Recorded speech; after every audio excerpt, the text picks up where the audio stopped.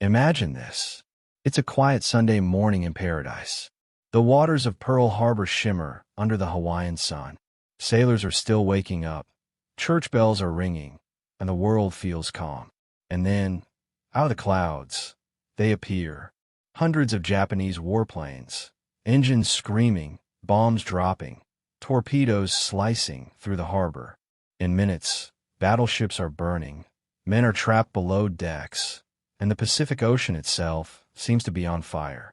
That single morning didn't just shatter the calm of Hawaii. It set the entire world ablaze. From that moment on, the Pacific became the stage for one of the bloodiest, most brutal wars in human history. This is the story of the Pacific War. 4 years of relentless combat across oceans, islands, and skies. A war of carriers and kamikazes, jungle battles and desperate last stands, firebombs and atomic shadows. From Pearl Harbor to Hiroshima, this is not just history. This is the fight that redefined the modern world. Under the shadow of a rising sun, Japan stood on the edge of transformation. Factories belched smoke into once quiet skies, steel rails cut through the countryside, and the steady rhythm of machines replaced the songs of the rice fields. In the narrow streets of Tokyo, merchants shouted over the clang of tram bells, while soldiers in pressed uniforms marched past in rigid columns. To an outsider, it looked like progress, like a proud nation lifting itself into modernity. But beneath that surface, a fever burned, a fever of ambition, pride, and a restless hunger for power that would soon ignite a continent. The story begins not with gunfire, but with whispers in boardrooms and barracks. Japan had long seen itself as an island nation hemmed in by oceans and surrounded by giants. The Western powers controlled colonies across Asia, draining its resources and projecting dominance from Hong Kong to Manila. To many Japanese leaders, this imbalance felt like humiliation, a cage built of foreign treaties and unequal trade. And so the generals and politicians asked themselves a single question: how could Japan, small in land, but rich in spirit, rise to stand among empires? The answer, they believed, was industry. In the early decades of the 20th century, Japan launched a race to industrialize at breakneck speed.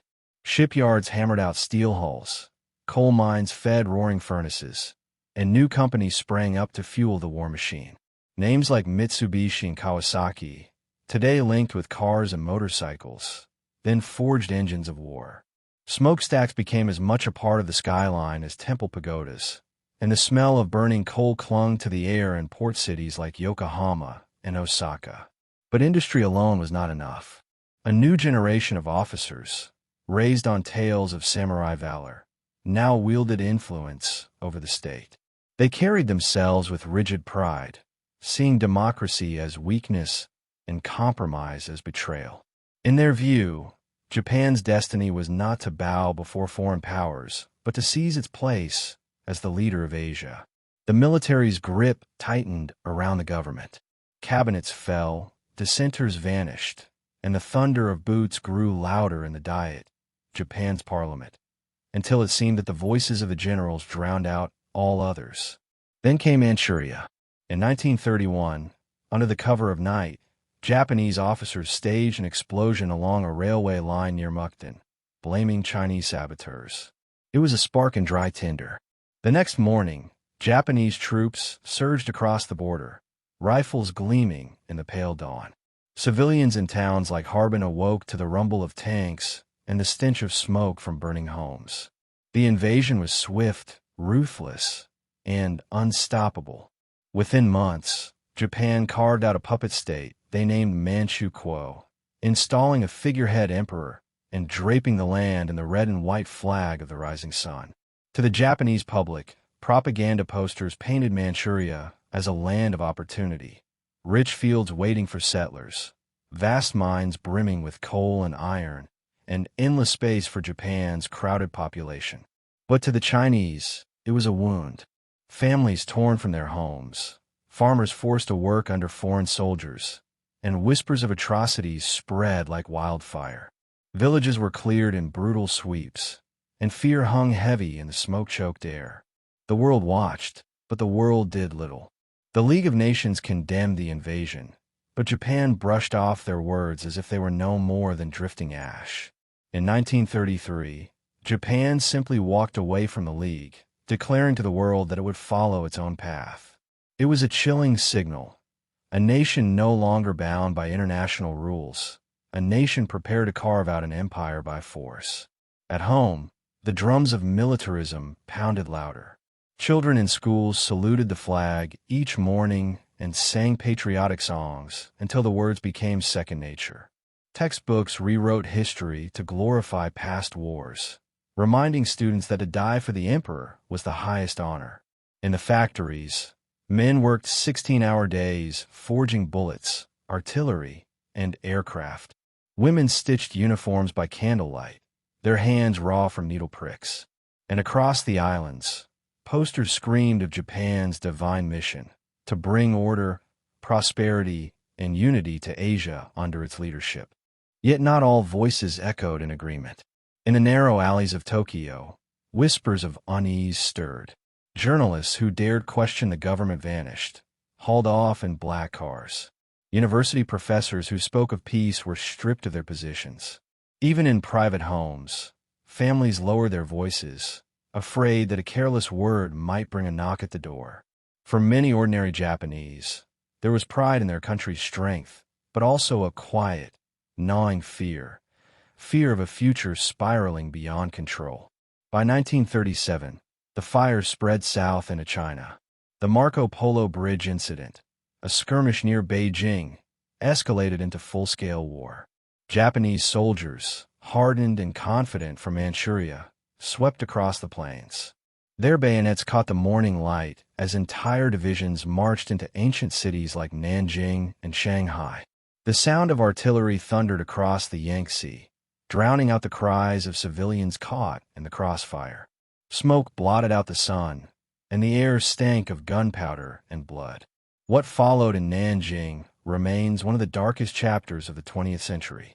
Over 6 weeks, the city descended into horror. Tens of thousands of civilians were massacred. Women were assaulted on a scale so vast it defies comprehension. The Japanese press reported victory parades, but the truth seeped out through foreign missionaries and survivors. It was not simply conquest. It was a warning of the cruelty this war would unleash. Still, Japan pressed on. By 1939, their armies stretched deep into China's heartland. Entire provinces fell under occupation, their railways seized, their factories commandeered. In Shanghai, the neon lights glowed on streets patrolled by Japanese soldiers. In the countryside, farmers bent over rice paddies under the watchful eyes of bayonets. Resistance fighters formed in the mountains, striking in the night, but the weight of occupation crushed villages with merciless efficiency. Meanwhile, the generals looked outward. Manchuria and China were only the beginning. To sustain its growing empire, Japan needed more oil, rubber, tin, and resources that lay in the colonies of Southeast Asia. Yet these lands were controlled by Britain, France, the Netherlands, and the United States. To the men in Tokyo's war rooms, the path forward was clear. Confrontation with the West was inevitable. They could see in the maps spread across their tables, arrows drawn towards Singapore, the Philippines, and beyond. In the crowded streets of Tokyo, few could imagine the scale of what was coming. Shopkeepers swept their stalls as usual, children laughed in the schoolyards, and fishermen hauled their nets along the coast.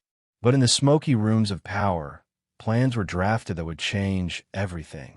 Admirals whispered of carrier fleets striking far across the Pacific. Generals spoke of lightning advances through the jungles of Malaya and Burma. The air crackled with anticipation, as if the nation itself held its breath before the plunge. And so, by the late 1930s, Japan stood at a crossroads. On one side was the promise of empire, of dominance, of a greater East Asia co-prosperity sphere under the rising sun. On the other was the certainty of war with powers far stronger, richer, and better armed. But the voices of caution were silenced. The clatter of industry drowned out doubt, and the march of boots echoed like a drumbeat that could not be stopped. The stage was set. From the furnaces of Osaka to the jungles of Manchuria, from the hushed whispers of civilians to the thunder of marching divisions, Japan was preparing for a gamble that would reshape the world. Its leaders believed destiny was on their side, that their empire would stretch across oceans. But in reaching so far, they were about to awaken an enemy unlike any they had faced before. And on a quiet Sunday morning in December, in the calm waters of Pearl Harbor, that enemy would awake. The smell of oil still clung to the docks at Yokohama, thick and bitter, as tankers stood idle with empty holds. By the summer of 1941, the lifeblood of Japan's war machine was running dry. Engines coughed in shipyards, factories slowed their grinding pace, and officers stared at dwindling fuel reserves with clenched jaws. It was not enemy fire that threatened them. It was silence in the pipes, stillness in the pumps. For a nation preparing for empire, this was death by strangulation. The United States had pulled the noose tight. At first it began with steel and scrap metal, small measures meant to slow Japan's advances in China. But when Tokyo pressed further, the measures hardened into embargoes. Oil was the final blow. Without American petroleum, Japan's ships could not sail, its planes could not fly, its tanks could not roll. It was as if a boxer had been tied by the wrists before stepping into the ring. Washington knew it. Tokyo knew it. And in smoky meeting rooms, the generals whispered that unless Japan acted fast, its empire would collapse before it was even born. Diplomacy became the theater where both nations played their last cards. In Washington, Japanese envoys walked the polished halls of the State Department, their briefcases stuffed with proposals. They spoke of peace, of compromise, of mutual respect. But behind their careful words, orders from Tokyo demanded one thing above all else: recognition of Japan's conquests in China. To the Americans, that was impossible. They saw it not as compromise, but as blackmail. Secretary of State Cordell Hull's voice cut through the conversations like steel. No recognition, no supplies, no deal. Back in Tokyo, newspapers carried headlines about humiliation and insult. In back rooms, hardliners in uniform pounded their fists on the table. They argued that the United States had always sought to keep Japan weak, always treated them as lesser, as unworthy of empire. Civilian ministers spoke cautiously of further talks, but their voices were drowned out by the roar of the Army and Navy. Pride and desperation mixed into a dangerous brew. Every passing day drained fuel from their reserves. The more they waited, the weaker they grew. For ordinary Japanese citizens, the changes were subtle at first. Long lines formed outside ration shops. Housewives carried paper slips for kerosene, sugar, and rice. Bicycles replaced cars on crowded streets, their chains squeaking in the humid summer air.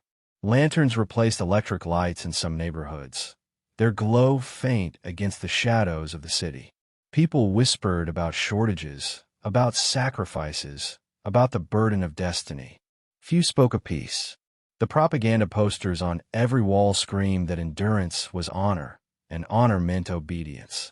Inside the naval headquarters at the Imperial Palace, Admiral Isoroku Yamamoto bent over a map of the Pacific.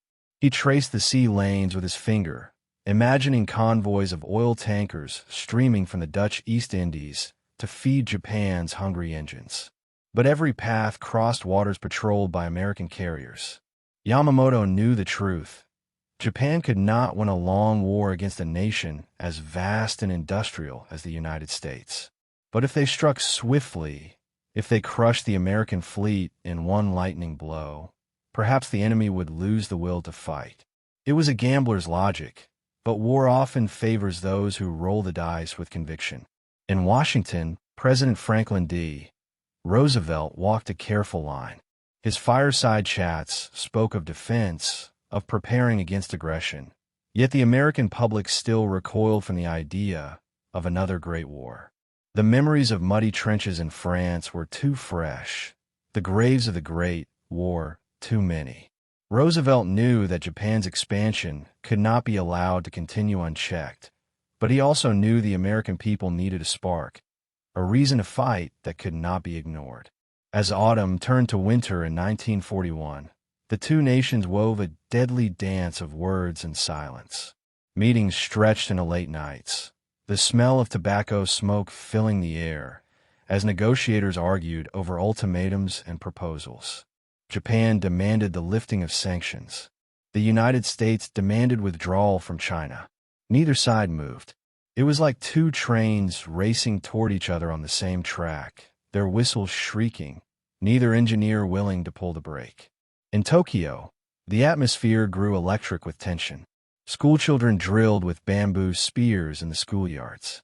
Workers were urged to give more hours for the empire, their hands blistered from endless shifts.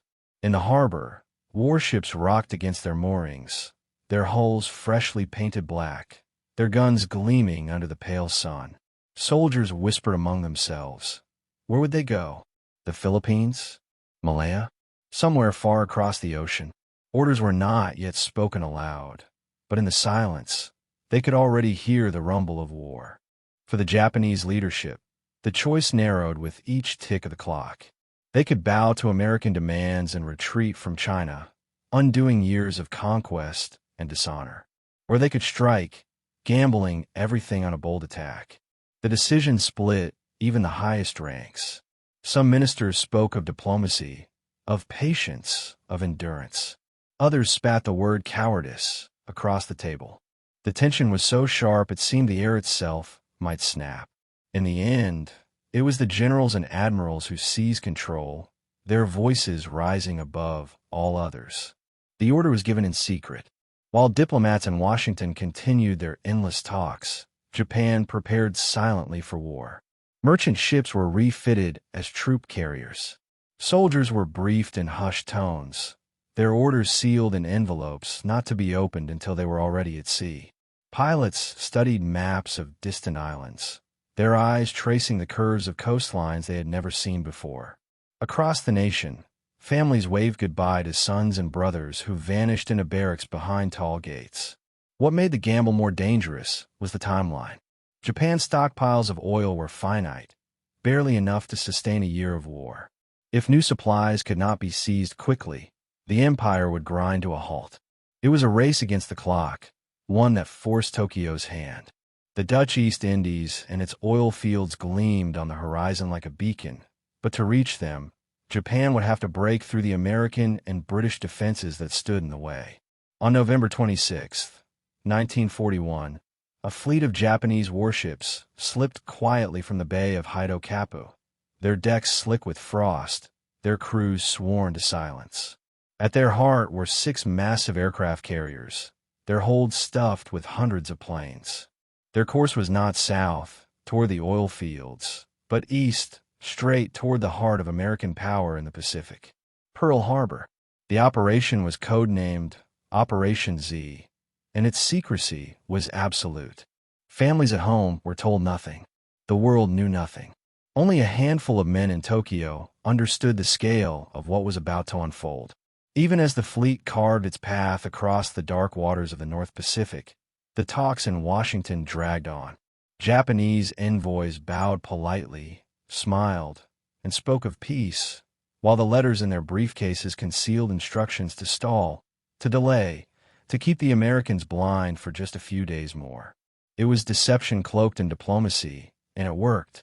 The Americans suspected danger, but they did not know how close it already was. On the eve of December, tension hung like a storm cloud over the Pacific. In Tokyo, officials prayed in Shinto shrines for victory.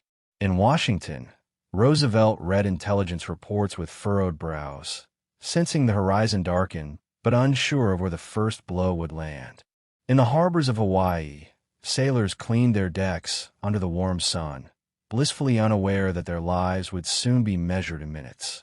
And so the stage was set, one nation strangled by embargo, the other standing firm on principle.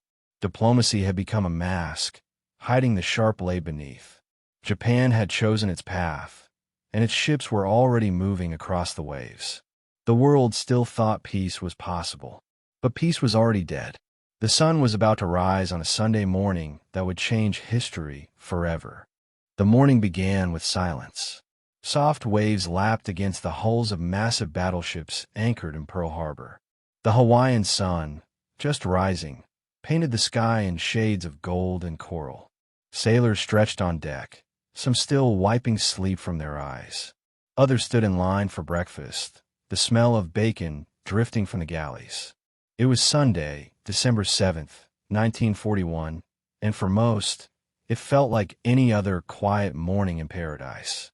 But on the northern horizon, hidden by the curve of the sea, danger was already racing toward them. Far out in the Pacific, 6 Japanese aircraft carriers had launched their payloads into the skies. More than 350 planes, fighters, bombers, torpedo aircraft, climbed into the cold dawn.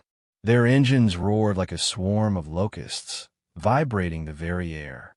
The pilots gripped their controls tightly, leather gloves slick with sweat despite the chill. Each man carried a single, devastating mission: cripple the American Pacific Fleet before it could ever fire a shot in anger. The Americans never saw it coming. Radar operators on Oahu did spot a massive wave of aircraft approaching, but the dots on their screens were dismissed as a group of American bombers expected from California. A fatal mistake. The warning never reached the commanders in time. Below, on Ford Island, sailors prepared for another slow day, while families in the base housing opened their windows to let in the warm island breeze. At 7:55 in the morning, the calm shattered. The first wave of Japanese planes screamed out of the clouds, their silver bodies glinting in the sunlight. Within seconds, bombs whistled downward and torpedoes sliced through the harbor waters. A thunderous explosion tore through the USS Arizona as a bomb pierced its forward magazine. The ship erupted in a ball of fire, the shockwave rattling buildings miles away. In an instant, more than 1,000 sailors were trapped in the inferno. Black smoke poured into the sky, thick and choking, blotting out the morning light. All across the harbor, chaos unfolded.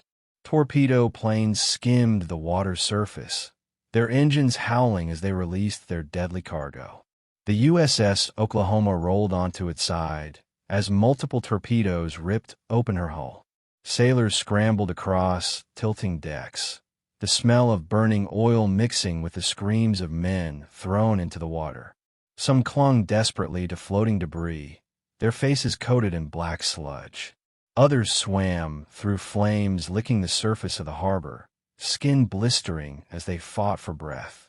On the decks of the USS West Virginia, gunners scrambled to their stations, hands fumbling with ammunition, ears ringing from explosions. The air was alive with the whine of machine gun fire, tracer rounds streaking across the sky as men tried to fight back against the endless swarm of Japanese planes. But the first wave was relentless. Dive bombers peeled from the clouds in steep arcs, engines screaming like banshees before dropping bombs on hangars, airfields, and parked planes. At Wheeler Field, rows of American aircraft sat wingtip to wingtip, easy targets that went up in flames within minutes. The acrid stench of burning rubber and aviation fuel filled the air, carried by the hot trade winds across the island. From his flagship Akagi, Admiral Chuchi Nagumo received the first reports. Surprise had been achieved. American defenses overwhelmed. Radio messages crackled with excitement as pilots shouted their successes. Battleships hit, airfields destroyed. Japan's gamble, so far, was working. Back in Tokyo, no one yet knew of the destruction, but the architects of the attack, including Admiral Yamamoto, would soon hear the news that their bold strike had landed with devastating force. For the men on the ground, though, there was no strategy, no grand picture, only survival. Ensigns barked orders through the smoke, trying to form firefighting teams on decks already slick with blood. Nurses in the base hospitals rushed to clear beds as the wounded poured in, their uniforms shredded, skin burned, eyes wide with shock. Families watched in horror from their homes on the hills above the harbor, the roar of explosions shaking the glass in their windows. Children clutched their mothers as fireballs rose higher than the palm trees. The second wave came less than an hour later. Another 170 planes roared in over the island, targeting what remained of the American defenses. Bombs cratered runways, strafing fire tore across the harbor, and more ships groaned under the weight of destruction. The USS Nevada, already damaged, tried to make a desperate run for open sea. Smoke billowed from its decks as the crew steered her down the narrow channel. But Japanese bombers spotted her and swarmed, hammering the ship until it ran aground, its hull scarred and smoking. Even escape was impossible. Inside the chaos, moments of raw humanity unfolded. Sailors trapped below decks pounded against steel bulkheads, their fists echoing through the twisted metal. Rescue crews heard the knocking, but could not reach them in time. Some men wrote final letters to their families in the darkness, scrawling words on scraps of paper as the water rose. On the USS Arizona, one survivor would later recall the sound of men screaming as fire consumed the ship, their voices cutting off one by one until there was only the roar of flames. By the time the attack ended, less than 2 hours had passed, but the devastation was staggering. 8 battleships lay sunk or heavily damaged. 3 cruisers, 4 destroyers, and nearly 200 aircraft were destroyed. More than 2,400 Americans were dead. The harbor, once calm and shimmering, was a graveyard of twisted steel and floating bodies. Oil slicks stretched across the water, burning in patches, releasing a suffocating stench that lingered for days. And yet, for all its destruction, the attack was not complete. The Japanese had failed to find the American aircraft carriers, which were out at sea that morning. They had not struck the vital oil reserves or repair yards that would soon help resurrect much of the fleet. The devastation was immense, but not final. Pearl Harbor was wounded, not killed. Back in Washington, President Franklin Roosevelt received the news with grim determination. He listened as reports poured in, the scale of the disaster becoming clear with each passing hour. The United States had been caught off guard, humiliated, bloodied. But the effect was the opposite of what Japan intended. Instead of breaking American resolve, it hardened it. The shock of Pearl Harbor awakened a sleeping giant. In the streets of New York, Chicago, and Los Angeles, men lined up at recruiting stations. Factories that once built cars shifted overnight to building tanks and planes. A nation that had resisted war was now united by fury. For Japan, the pilots returned to their carriers as heroes, their voices filled with triumph as they reported the destruction they had wrought. In Tokyo, crowds would soon celebrate, newspapers printing bold headlines of victory. Yet behind the cheers, a shadow lingered. Yamamoto himself, the architect of the attack, quietly admitted his fear to a colleague. "I fear," he said, "all we have done is to awaken a sleeping giant and fill him with a terrible resolve." The smoke still rose from Pearl Harbor as the sun set on December 7th. Families mourned. Survivors searched the wrecks for missing friends. The harbor reeked of oil and death. But even in the midst of loss, there was a sense that something larger had begun. The Pacific War was no longer a possibility. It was reality. And the next move, everyone knew, would spread the flames far beyond Hawaii. The world had changed in one morning. The American Pacific Fleet lay in ruins, the United States thrust into war, and Japan standing at the height of its daring. But what began as triumph would soon spiral into a fight for survival. The Japanese Empire had struck first. Now it would face the full weight of an enraged America. The silence of that Sunday morning would never return, and the Pacific, once calm and endless, was about to become the bloodiest battlefield on Earth. The shock of Pearl Harbor had barely settled when the next wave of devastation began to roll across the Pacific. The Japanese Empire had not planned just one attack. It had prepared dozens, timed like falling dominoes. As American battleships still smoldered in Hawaii, Japanese troops, ships, and aircraft struck outward in all directions. What came next was not a single battle, but a storm. A lightning offensive meant to smash every Western stronghold across the Pacific and Southeast Asia before anyone could catch their breath. On the tiny speck of coral known as Wake Island, fewer than 500 Marines braced themselves against the fury. The island was little more than a strip of sand and rock, its palm trees swaying against a brilliant blue sea. For days after Pearl Harbor, the Marines there fought back with sheer defiance. Japanese bombers screamed overhead, their shadows flickering across the runways as explosions shook the ground. Yet the defenders fired back with everything they had, machine guns rattling, anti-aircraft cannons thundering, even damaged planes hurled into combat. The smell of cordite and burning fuel hung heavy as bodies fell into the sand. Radio operators sent desperate pleas for reinforcements, but the Pacific was too vast and American forces too stunned to respond. By Christmas, Wake Island fell.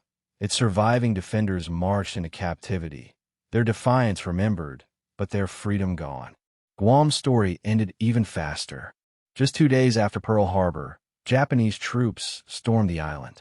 Outnumbered and outgunned, the small American garrison never stood a chance.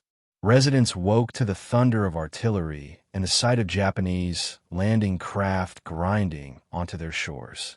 Soldiers scrambled through palm groves, rifles cracking in short, desperate bursts before they were overwhelmed. Smoke rose from villages, and the flag that had flown over the island was hauled down, replaced by the rising sun. For the people of Guam, occupation had begun. Across the South China Sea, Hong Kong braced itself. The British colony, with its bustling harbor and towering hills, stood as a proud symbol of empire. But against the full might of Japan, pride was no shield. Japanese divisions surged across the border, their rifles glinting in the winter sun. Artillery shells screamed overhead and shattered against stone fortifications, filling the air with acrid smoke. British, Canadian, and Indian troops fought street by street, their boots splashing through blood and rainwater as they tried to hold the line.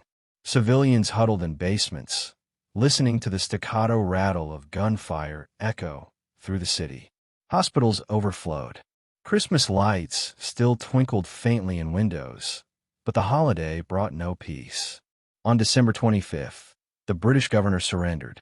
For the defenders, it became known as Black Christmas. Further south, the skies over Malaya roared with the sound of Japanese aircraft. They came in swarms, bombing airfields before British planes could even take off. On the ground, Japanese troops advanced with terrifying speed, bicycles rattling across dusty roads. It seemed absurd, soldiers on bicycles against tanks and trucks, but it gave them mobility, allowing them to slip through jungles and bypass defenses. British and Commonwealth forces, stretched thin and underestimating their enemy, were driven back mile after mile. The thick air smelled of rot and sweat as troops hacked paths through humid jungle. Soldiers complained of fevers, leeches crawling beneath their uniforms, and the endless whine of mosquitoes. Morale cracked as one outpost after another fell, pushing the defenders steadily toward the supposed fortress of Singapore. But it was in the Philippines that the clash reached its fiercest scale. General Douglas MacArthur commanded American and Filipino troops tasked with holding the islands, but the attack on Pearl Harbor had crippled his ability to fight. Hours after Hawaii burned, Japanese bombers thundered across the skies of Luzon, tearing into Clark Field. American planes sat vulnerable on the ground, wingtip to wingtip, and were destroyed in fiery rows before they could take off. Pilots scrambled helplessly through smoke and flames, the metallic taste of dust and gunpowder choking their throats. On the beaches, Japanese landing craft slammed against the shorelines, spilling soldiers into the surf. Rifles cracked, mortars thudded, and civilians fled inland with nothing but what they could carry. In Manila, families watched the horizon glow red as the war crept closer with each night. The Japanese advance was swift and merciless. American and Filipino troops fought bravely, falling back step by step into the Bataan Peninsula. Exhausted, hungry, and low on ammunition, they held the line in sweltering jungle heat. Men suffered from malaria, their skin slick with sweat, their bodies trembling with fever. Food supplies ran thin. Rice rations shrank, and soldiers boiled whatever they could find, tree bark, stray animals, even weeds, to keep themselves alive. MacArthur's voice rang over the radios, promising resistance, swearing, "I shall return." Yet behind the words, he knew the truth. The Philippines were collapsing. Civilians filled the roads in endless columns, pushing carts, carrying children, staring blankly as the thunder of artillery echoed behind them. The sounds of war mixed with the cries of the displaced, the world around them consumed by smoke. For the Japanese high command, these rapid victories were intoxicating. Each report that reached Tokyo carried triumph. Wake taken, Guam captured, Hong Kong fallen, Malaya pierced, the Philippines collapsing. Maps in war rooms filled with red arrows sweeping across the Pacific and Southeast Asia, like a tide swallowing everything in its path. Newspapers splashed headlines of glory, while schoolchildren cheered in classrooms, singing songs of empire. To the ordinary Japanese citizen, it seemed as if their nation had become unstoppable. But in the West, the shock waves struck deep. Newspapers in London screamed of disaster, warning of empire unraveling. Families read casualty lists by candlelight, the ink smudged by tears. In America, the headlines of Pearl Harbor were now joined by Guam, Wake, and the Philippines. One defeat after another. Yet instead of breaking spirits, these losses lit a fire. Recruitment offices overflowed. Men stood in lines stretching around blocks, determined to avenge what had been lost. Women entered factories, their hands stained with grease as they built the war machines that would one day turn the tide. In just weeks, the balance of power in the Pacific had shifted violently. Japan's flag now flew over islands and territories that only months before it seemed untouchable. Their empire stretched from the jungles of Malaya to the reefs of Guam. The Allies, stunned and disoriented, scrambled to regroup, retreating wherever possible and bracing for the next blow. But amid the victories, seeds of danger were already sown. The faster Japan expanded, the more territory it had to defend, and the more enemies it awakened. The Pacific was vast, and America's industrial strength was only beginning to stir. As the last American defenders in the Philippines clung to their positions, surrounded and starving, the rising sun appeared invincible. Yet beneath the banners of victory, the empire had set itself on a collision course with a giant now fully awake. The storm of conquest swept on, but in its path, resistance was gathering strength. And soon, the tides would begin to turn. The jungle was alive with the sound of exhaustion. Men stumbled through the heat, their boots sinking into mud, rifles dragging like anchors at their sides. Some had not eaten in days. Others could barely lift their heads against the weight of helmets that felt forged from lead.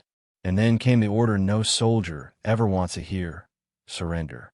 On the Bataan Peninsula, in April of 1942, more than 70,000 American and Filipino troops laid down their arms. Hungry, sick, beaten, and surrounded, they had fought for months against impossible odds. Now, in the stifling humidity of the tropics, they faced a new horror: captivity under the Japanese army. What followed would etch itself into history as one of the darkest ordeals of the war, the Bataan Death March. But the tragedy of Bataan had begun months earlier. After the attack on Pearl Harbor, Japan struck the Philippines with ferocity. Airfields were bombed, planes destroyed before they left the ground. General Douglas MacArthur, commander of U.S. and Filipino forces, had been ordered to hold the islands, but his position quickly crumbled. Japanese troops landed at multiple points, pouring inland with tanks and artillery.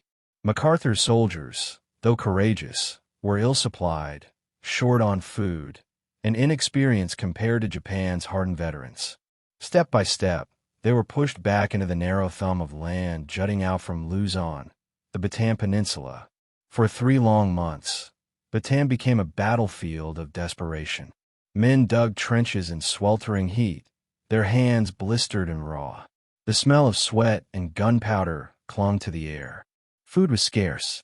Rice rations shrank, until soldiers boiled tree bark for broth or hunted snakes and monkeys in the jungle to survive. Disease ravaged the ranks.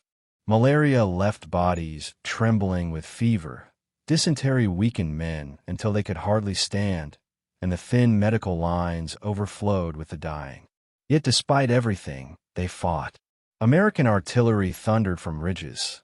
Filipino scouts launched ambushes in the dark, and every hill seemed to cost Japan dearly. Still, the Japanese pressure never relented. Planes screamed overhead, dropping bombs that turned the jungle into firestorms. Tanks ground through foxholes, their treads crushing the earth beneath them. And with each assault, the defenders grew weaker. By April, their ammunition was nearly gone, their stomachs hollow, their bodies little more than bones in tattered uniforms. General Edward King, in command after MacArthur's departure, knew there was nothing left. To resist any longer would mean total annihilation. With a heavy heart, he surrendered his starving army on April 9, 1942. The prisoners expected harsh treatment, but what came next defied belief. Japanese soldiers herded tens of thousands into columns and ordered them to march 65 miles north, from Mariveles to San Fernando, under a blazing sun. Those who stumbled were beaten with rifle butts. Those who collapsed were bayonet or shot. The road quickly became littered with bodies. Survivors recalled the smell of death thickening with every mile, the cries of men begging for water as they licked dew-off leaves to wet their throats. Some tried to help their comrades, carrying them step by step, but soon even the strongest were broken. By the time the march ended, thousands lay dead along the roadside. Stories of the march spread through whispers and smuggled accounts, searing into memory the brutality of Japan's conquest. But Bataan was not the final act. Across the bay, on the rocky island fortress of Corregidor, another desperate stand was underway. Corregidor sat like a sentinel at the mouth of Manila Bay, its tunnels carved deep into the earth, its guns pointing out to sea. Soldiers called it the Rock, believing its fortifications would make it unbreakable. Inside its tunnels, the air was damp and claustrophobic, thick with the smell of sweat, kerosene, and unwashed bodies. Nurses tended to rows of wounded lying on cots in the dim light of flickering bulbs. Radio operators sent urgent messages into the void, clinging to the hope of reinforcements that would never come. MacArthur himself had been ordered out by President Roosevelt weeks earlier. Reluctant, but bound by duty, he slipped away under cover of night, leaving with his family and key staff in a daring escape by PT boat across shark-infested waters. Before leaving, he made a vow that would echo across the Pacific: "I shall return." To many of his men, it felt like abandonment. To others, it was a promise of salvation. But in the tunnels of Corregidor, promises could not stop the shells. For weeks, Japanese artillery rained down on the island. Explosions rocked the tunnels, dust and rock falling from the ceilings with each impact.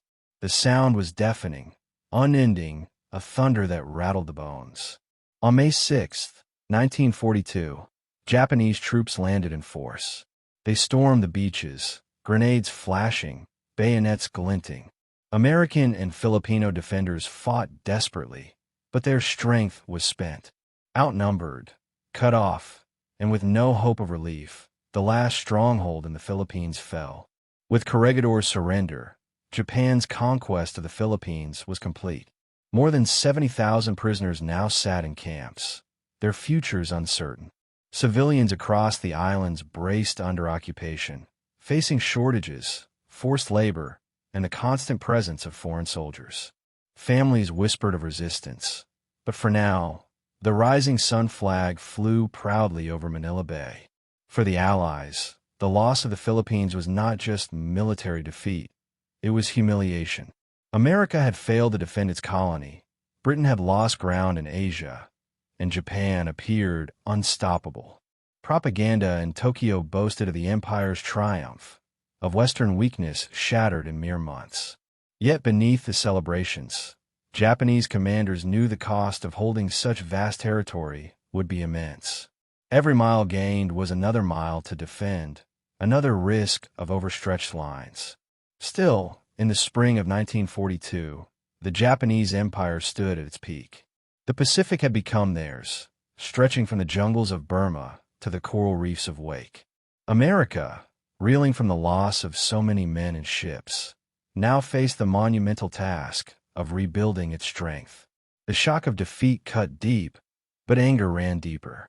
Across the United States, families read about the Bataan Death March, about the fall of Corregidor, about MacArthur's vow.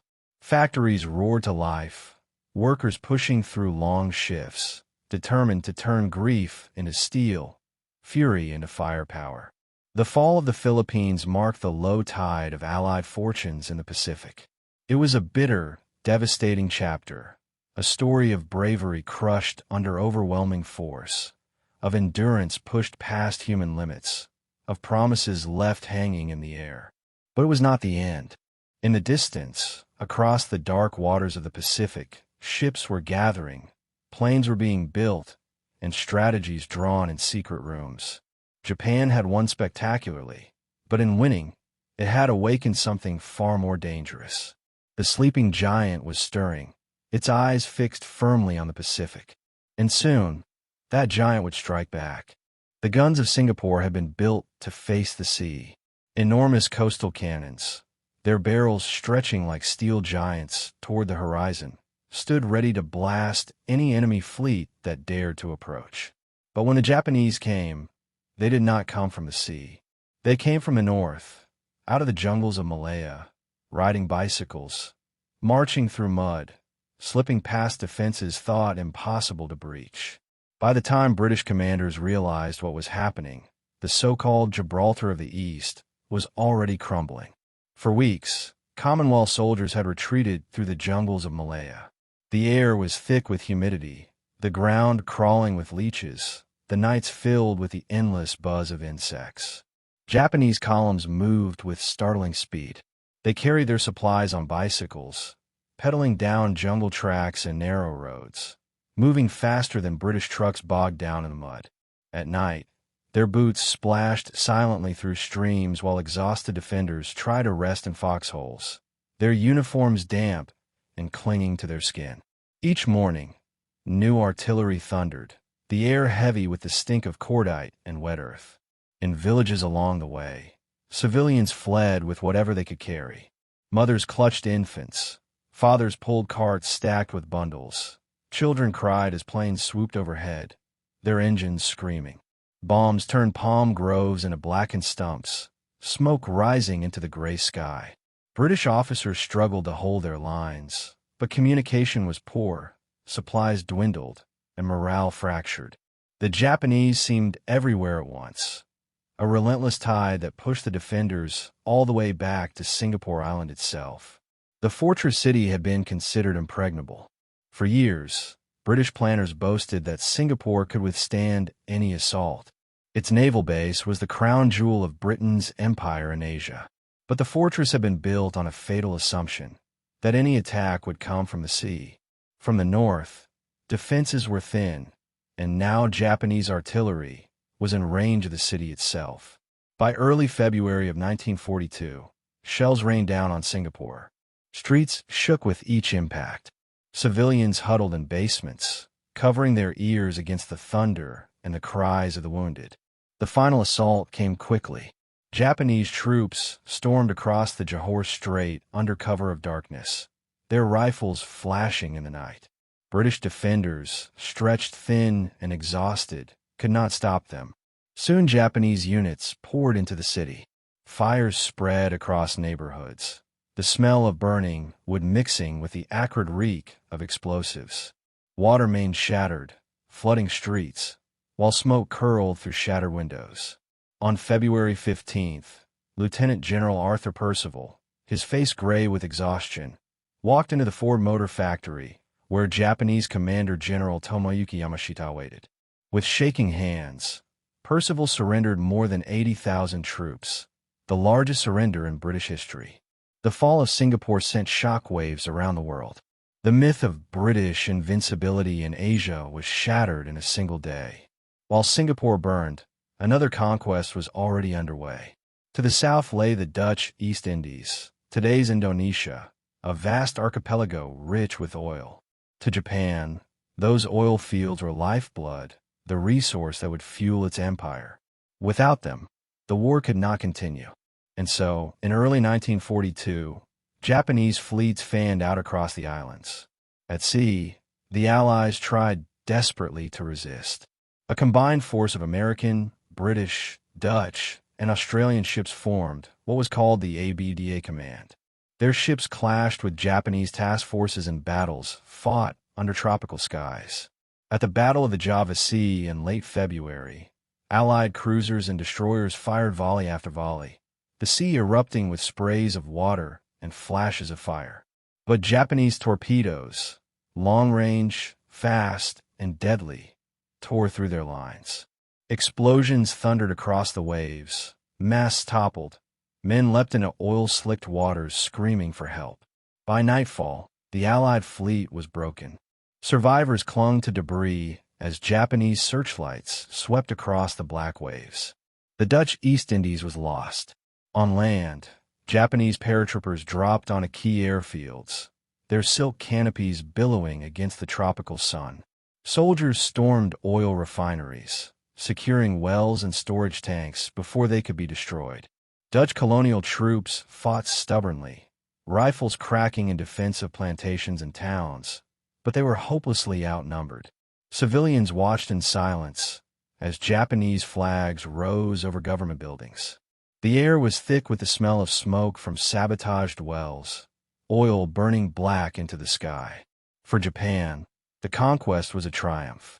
Tankers soon carried precious fuel northward, filling the reserves that would keep warships and aircraft in motion. Further west, the campaign spread into Burma, where dense jungles and jagged mountains became the new battlefield. Control of Burma meant control of the road to China, the last remaining lifeline for Chiang Kai-shek's nationalist forces. Japan was determined to sever it. British and Indian divisions, joined by Chinese troops, tried to hold the line. The jungle swallowed them whole. Soldiers hacked through bamboo thickets with machetes, their uniforms soaked with sweat, their boots caked with red mud. The monsoon rains turned rivers into torrents, bridges washing away in the floods. Japanese forces advanced relentlessly, their movements quick and precise. Villages fell one after another. Refugees clogged the roads, endless columns of men, women, and children fleeing west toward India. They carried bundles on their backs, their feet blistered, their faces streaked with mud and tears. Along the trails, bodies lay in ditches, struck down by exhaustion or disease before reaching safety. The smell of decay mixed with the damp jungle air. The Allies were forced into a retreat of staggering proportions. British commanders ordered a withdrawal across hundreds of miles toward India, abandoning territory step by step. Soldiers marched until their legs gave out, collapsing in the mud, while supply trucks sputtered empty. Malaria spread through the ranks, leaving men shivering with fever as leeches clung to their ankles. Yet even in retreat, they fought delaying actions, ambushing Japanese columns in narrow passes, holding bridges just long enough to slow the pursuit. By May of 1942, Japan's southern blitz was complete. In just 5 months, their empire had expanded at a scale no one thought possible. From the jungles of Burma to the oil fields of Borneo, from the city streets of Singapore to the coral reefs of Java, the rising sun flag flew over territory once ruled by Britain, the Netherlands, and the United States. To the world, it seemed Japan was unstoppable. But rapid conquest came with a price. The empire now stretched thin, its army scattered across thousands of miles of jungle, island, and sea. Every victory brought new territory to defend, new populations to control, new supply lines to protect. The further Japan pushed, the more fragile its hold became. Still, in the spring of 1942, the euphoria in Tokyo was impossible to ignore. Crowds cheered in the streets.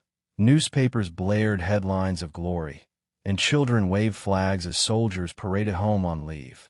Radio broadcasts declared that a new order had dawned in Asia, an empire destined to last forever.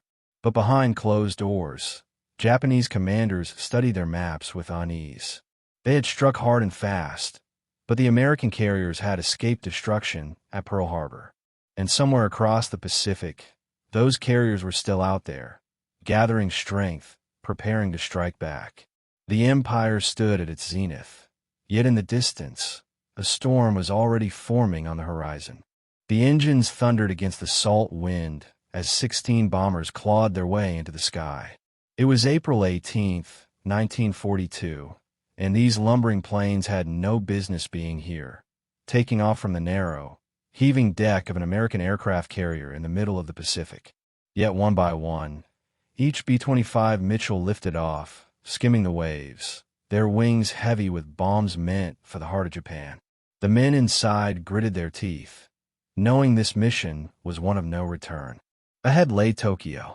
Behind them, no landing strip waited. It was an act of pure defiance, a strike born not of strategy, but of resolve. After the devastation of Pearl Harbor, America had been reeling. Headlines screamed of defeat, territories fell like dominoes, and families at home struggled to comprehend the scale of the losses. Factories roared to life, yes, but spirit was fragile, confidence shaken. President Franklin Roosevelt knew the country needed a spark, something bold to show that Japan itself was not untouchable. The plan that emerged seemed almost impossible. Launch medium bombers, never designed for carrier takeoff, from the deck of the USS Hornet, strike Japanese cities, and somehow find safety afterward in China. It was not meant to cripple Japan militarily. It was meant to send a message. America could reach you. Training began in secrecy.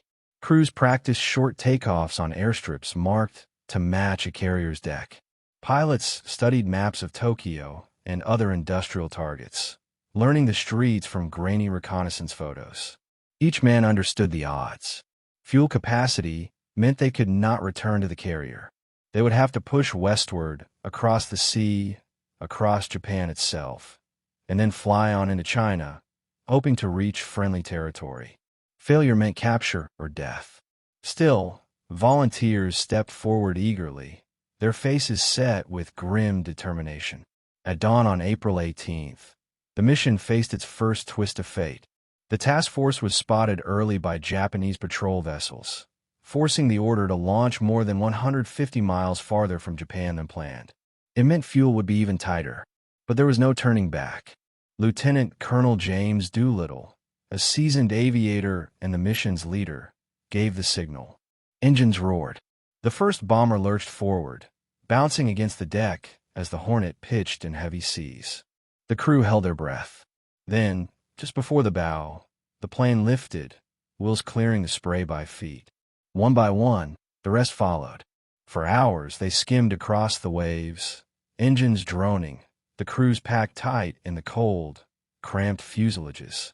Men chewed on gum, adjusted their goggles, try not to think about fuel gauges inching downward. Some stared at photographs tucked into their pockets. Wives, children, the lives waiting for them back home. Others scanned the horizon for Japanese patrols, hearts pounding with every flicker of shadow against the sea.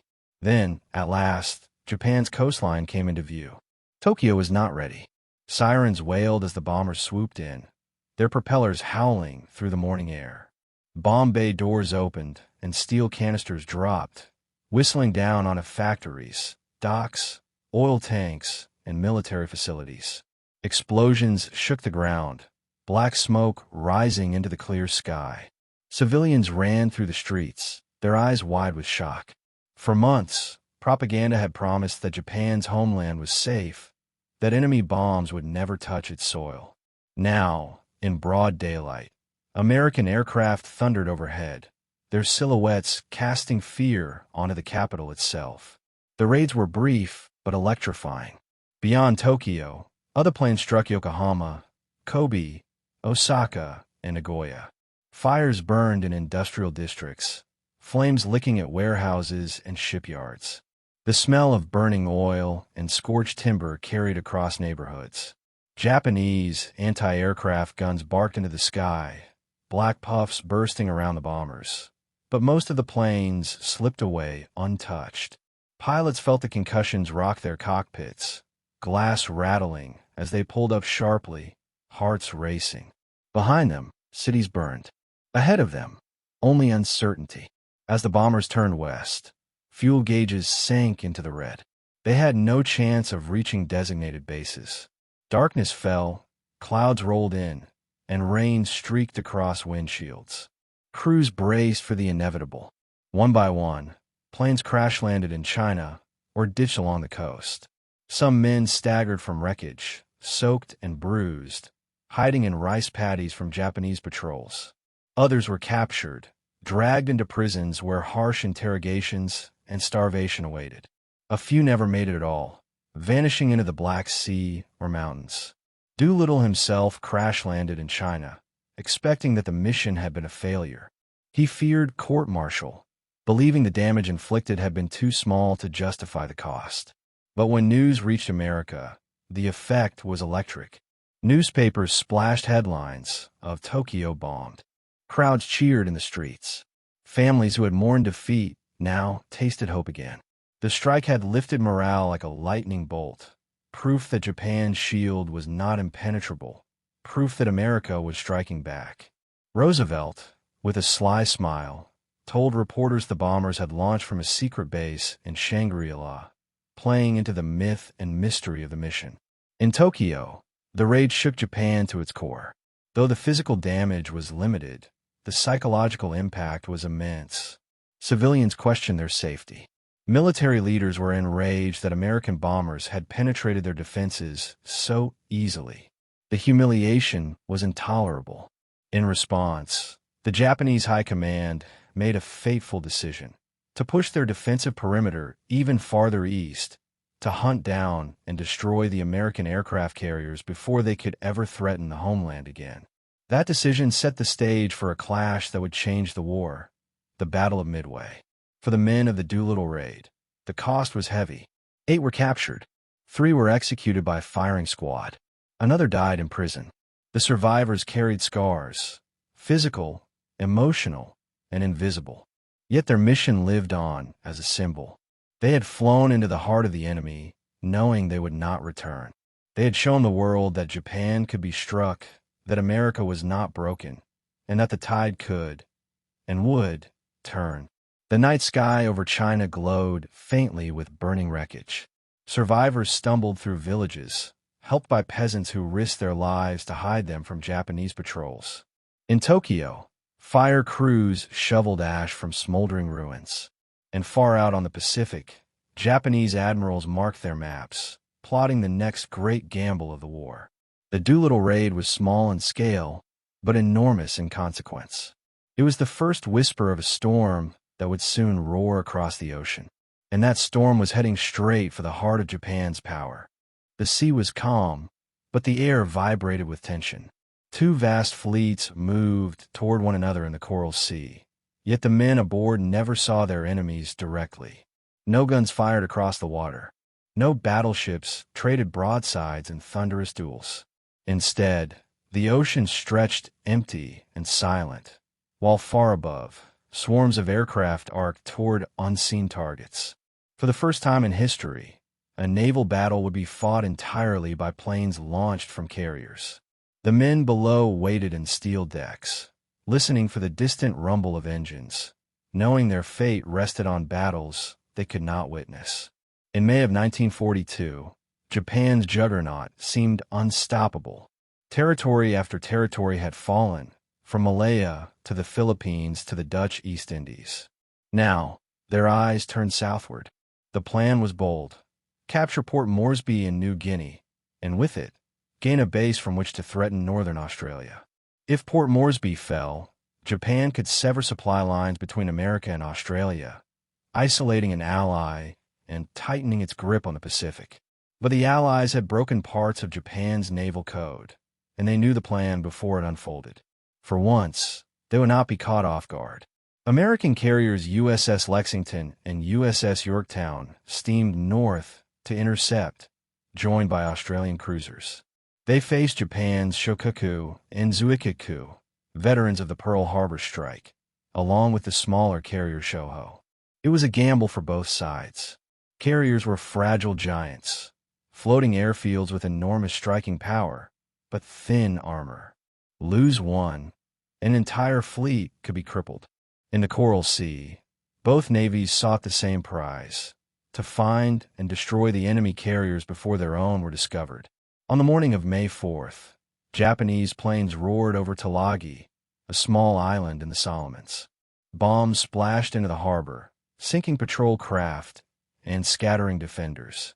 But soon after, American planes struck back. Dive bombers screamed from the sky, their bomb bays yawning open, explosives slamming into the decks of enemy vessels. Plumes of black smoke rose, blotting out the sun. The clash had begun, and the sea itself seemed to hold its breath. The next day, May 5th, the fleets searched for each other. Pilots flew reconnaissance missions over endless waves, squinting into the glare, radios crackling as they scanned for silhouettes of ships below. Hours passed. Nothing. Crews below decks sat in stifling heat, sweat dripping down their backs, the smell of oil and metal thick in the air. Tension gnawed at them. They knew discovery meant death could fall from the sky at any moment. On May 7th, contact was made. A Japanese scout plane spotted the American force. At almost the same moment, American reconnaissance found the Shoho. Orders crackled over radios. Pilots strapped in. Engines roared to life. Aircraft lined up on carrier decks, propellers whipping the sea spray into mist. Then they were airborne, dozens of planes climbing into the sky, their wings glittering in the sun. At 11 o'clock, American squadrons found the Shoho. The carrier cut through the sea below, unaware of the storm descending upon her. Dive bombers plunged, screaming down at near-vertical angles, bombs shrieking as they fell. Torpedo planes swept in low, their payloads slicing beneath the waves. Explosions ripped through the Shoho's decks, flames roaring skyward, steel twisting and buckling under the fury. Within minutes, the carrier was a furnace. Smoke poured upward in towering columns. Pilots circled, watching the ship list, its bow slipping beneath the waves. Radio chatter carried a triumphant cry. Scratch one flat top. It was the first Japanese carrier sunk in the war. Yet victory came with a shadow. The Japanese now knew the Americans were there. The following day, both sides launched massive strikes, sending wave after wave of planes against coordinates reported by scouts. What followed was chaos, a battle of mistakes, misidentifications, and sudden violence. American pilots sighted Japanese carriers Shokaku and Zuikaku. They dove through anti-aircraft fire, bombs striking Shokaku's flight deck. Explosions tore through steel, shredding planes lined up for takeoff. Flames raced across the deck, smoke choking the crew.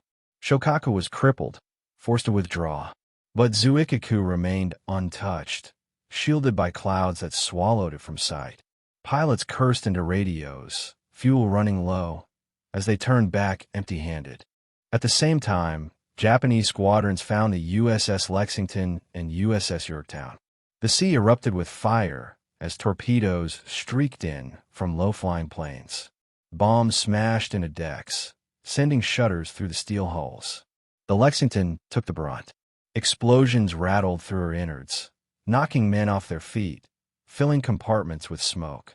Firefighters fought desperately, hoses spraying, the heat scalding their faces. For a time, it seemed the ship might survive. But aviation fuel, leaking from damaged tanks, ignited in sudden eruptions. Secondary blasts ripped through her decks, flames leaping skyward like a volcano at sea. At last, the order was given to abandon ship. Men scrambled down ropes into the ocean, the water stinking of oil and filled with burning debris. They watched from lifeboats as the proud carrier, nicknamed Lady Lex, slipped beneath the waves with a final, thunderous roar. On the Yorktown, Damage was severe but manageable. Crews worked tirelessly through smoke and flame, stamping out fires, sealing bulkheads. The carrier limped away, battered but alive. For the men aboard, survival was a victory in itself. When the smoke cleared, both sides claimed success. Japan had sunk the Lexington and damaged the Yorktown. America had sunk the Shoho and crippled the Shokaku. Casualties were heavy. The sea was littered with wreckage, lifeboats bobbing among oil slicks, the cries of survivors carried on the wind. For the first time, the great Japanese Navy had been checked. Their invasion of Port Moresby was abandoned. The southern thrust toward Australia was broken. Strategically, it was a turning point. On paper, the battle seemed to draw, losses on both sides, fleets retreating in battered condition. But for the Allies, it was a critical success. For the first time, Japan's advance had been stopped. The myth of their unstoppable momentum was cracked.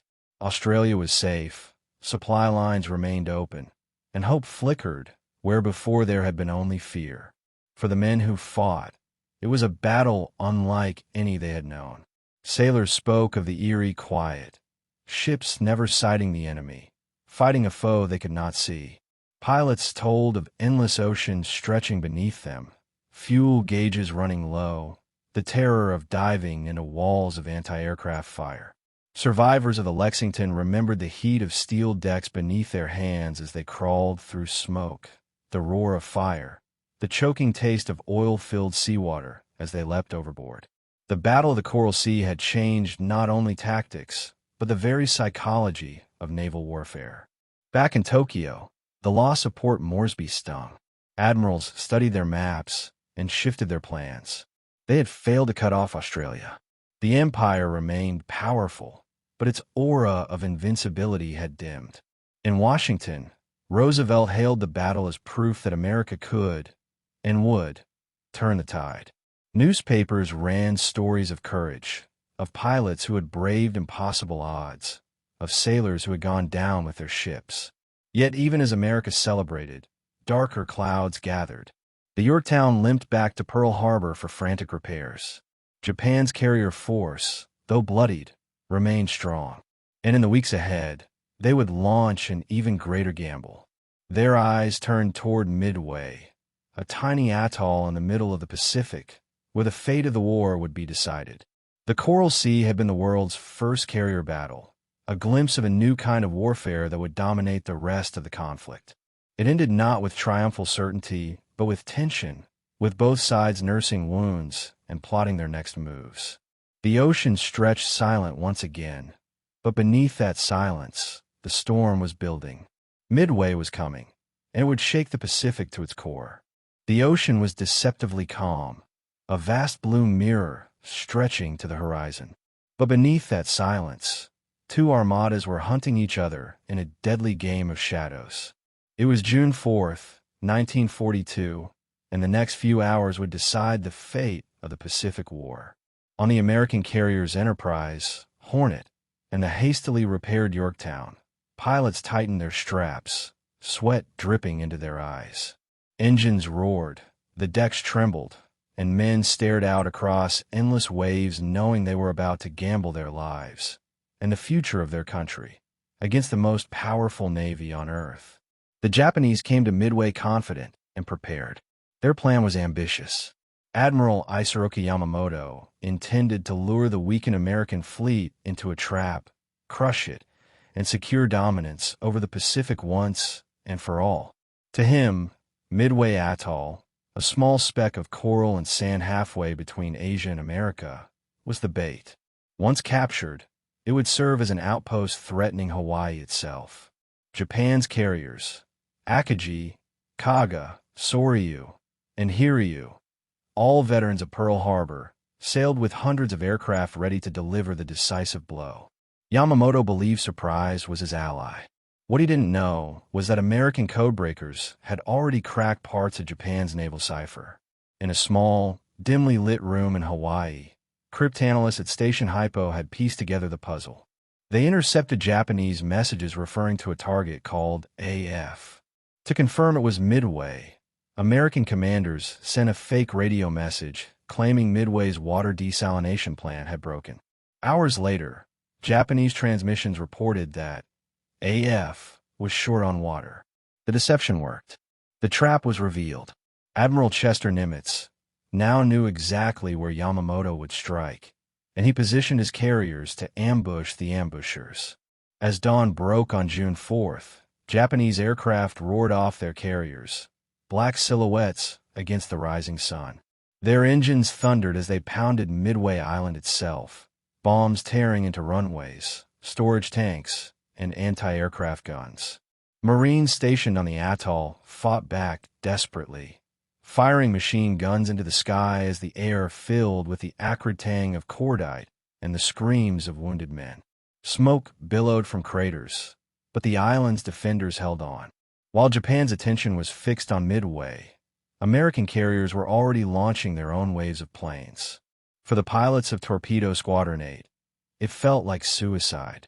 Flying slow, obsolete aircraft, they skimmed the waves at barely 200 miles an hour, headed straight for the Japanese fleet. The air above them filled with Zero fighters, Japan's lethal guardians of the sky. Machine gun fire shredded wings and cockpits. One by one, the American torpedo bombers fell blazing into the sea. Out of 30 planes, 29 were destroyed. Smoke rose in dark columns as men plunged into the ocean. Yet their sacrifice was not in vain. The Japanese carriers, in frantic defense, turned hard to avoid the torpedoes, scattering their formation and throwing their decks into chaos. At that very moment, high above the clouds, another group of American planes found its mark.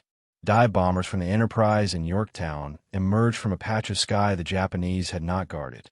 The pilots tipped their noses downward, diving almost vertically, the wind screaming against their cockpits. Below them, the Japanese carriers were exposed, their decks crowded with fueled planes rearmed with bombs and torpedoes, engines running, fuel lines stretched across the planks. It was a perfect storm waiting for a spark. The bombs fell like thunder.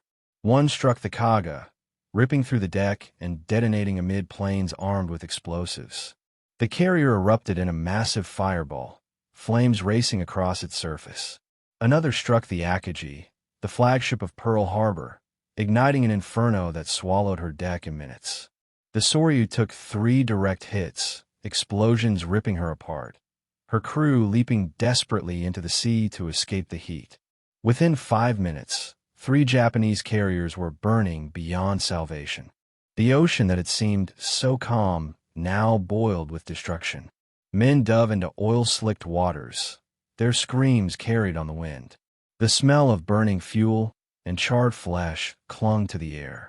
Survivors clung to wreckage as their ships died behind them, their great hulls groaning as they slipped beneath the waves. On the American carriers, cheers erupted, but they were short-lived. The battle was far from over. From the decks of Hiryu, the lone surviving Japanese carrier, Retaliation came swiftly. Squadrons launched with precision, streaking toward the Yorktown. Bombs crashed into her deck, explosions rocking the ship, smoke and flames pouring from ruptured steel. Her crew fought back with hoses and pumps, sealing compartments, patching holes, desperate to keep her afloat. For hours, they battled not only the enemy, but the ship itself. And miraculously, they saved her. Yorktown seemed to steady, her flag still flying. But Hiryu struck again. Torpedoes slammed into the Yorktown's side, shuttering her frame. Alarms screamed, compartments flooded, the ship listing heavily. Men abandoned her in droves, sliding down ropes, plunging into the sea thick with oil. By dusk, the Yorktown, battered beyond repair, was sinking slowly, her decks awash. Yet her sacrifice bought time. As night fell, American dive bombers returned and found Hiryu. Bombs struck her deck, setting her ablaze. By dawn, the last of Japan's carriers at Midway was gone. The scale of the disaster was staggering. In one day, Japan had lost 4 of its frontline carriers, hundreds of planes, and many of its most experienced pilots.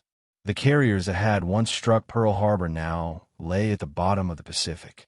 For a nation that had seemed invincible just 6 months earlier, it was a wound from which they would never recover. Their advance was halted. The balance of the Pacific had shifted.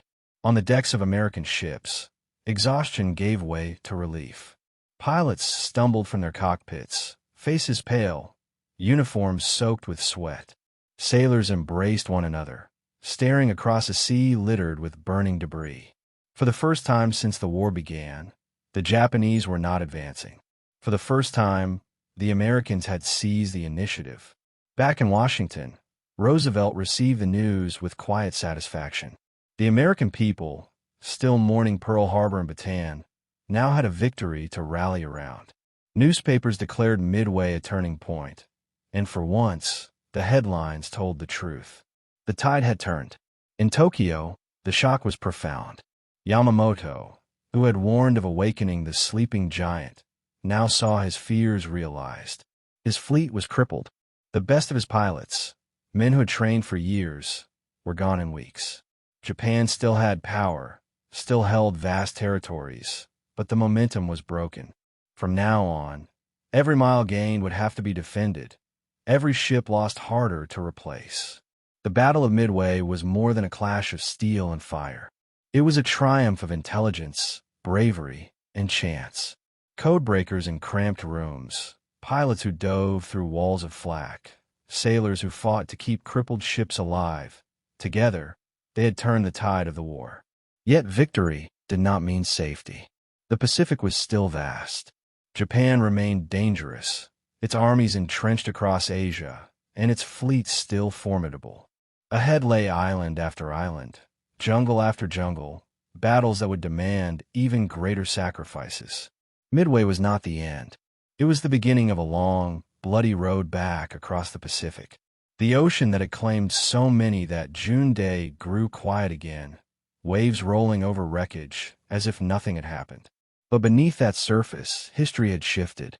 The empire of the rising sun had been checked, and the Allies were preparing to carry the fight closer and closer to Japan itself. The jungle was never silent on Guadalcanal. It breathed, it whispered, it screamed. At night, the air vibrated with the buzz of insects and the croaks of frogs, a chorus of unseen creatures. The heat pressed down like a suffocating blanket, damp and heavy, carrying the sour smell of rot and sweat.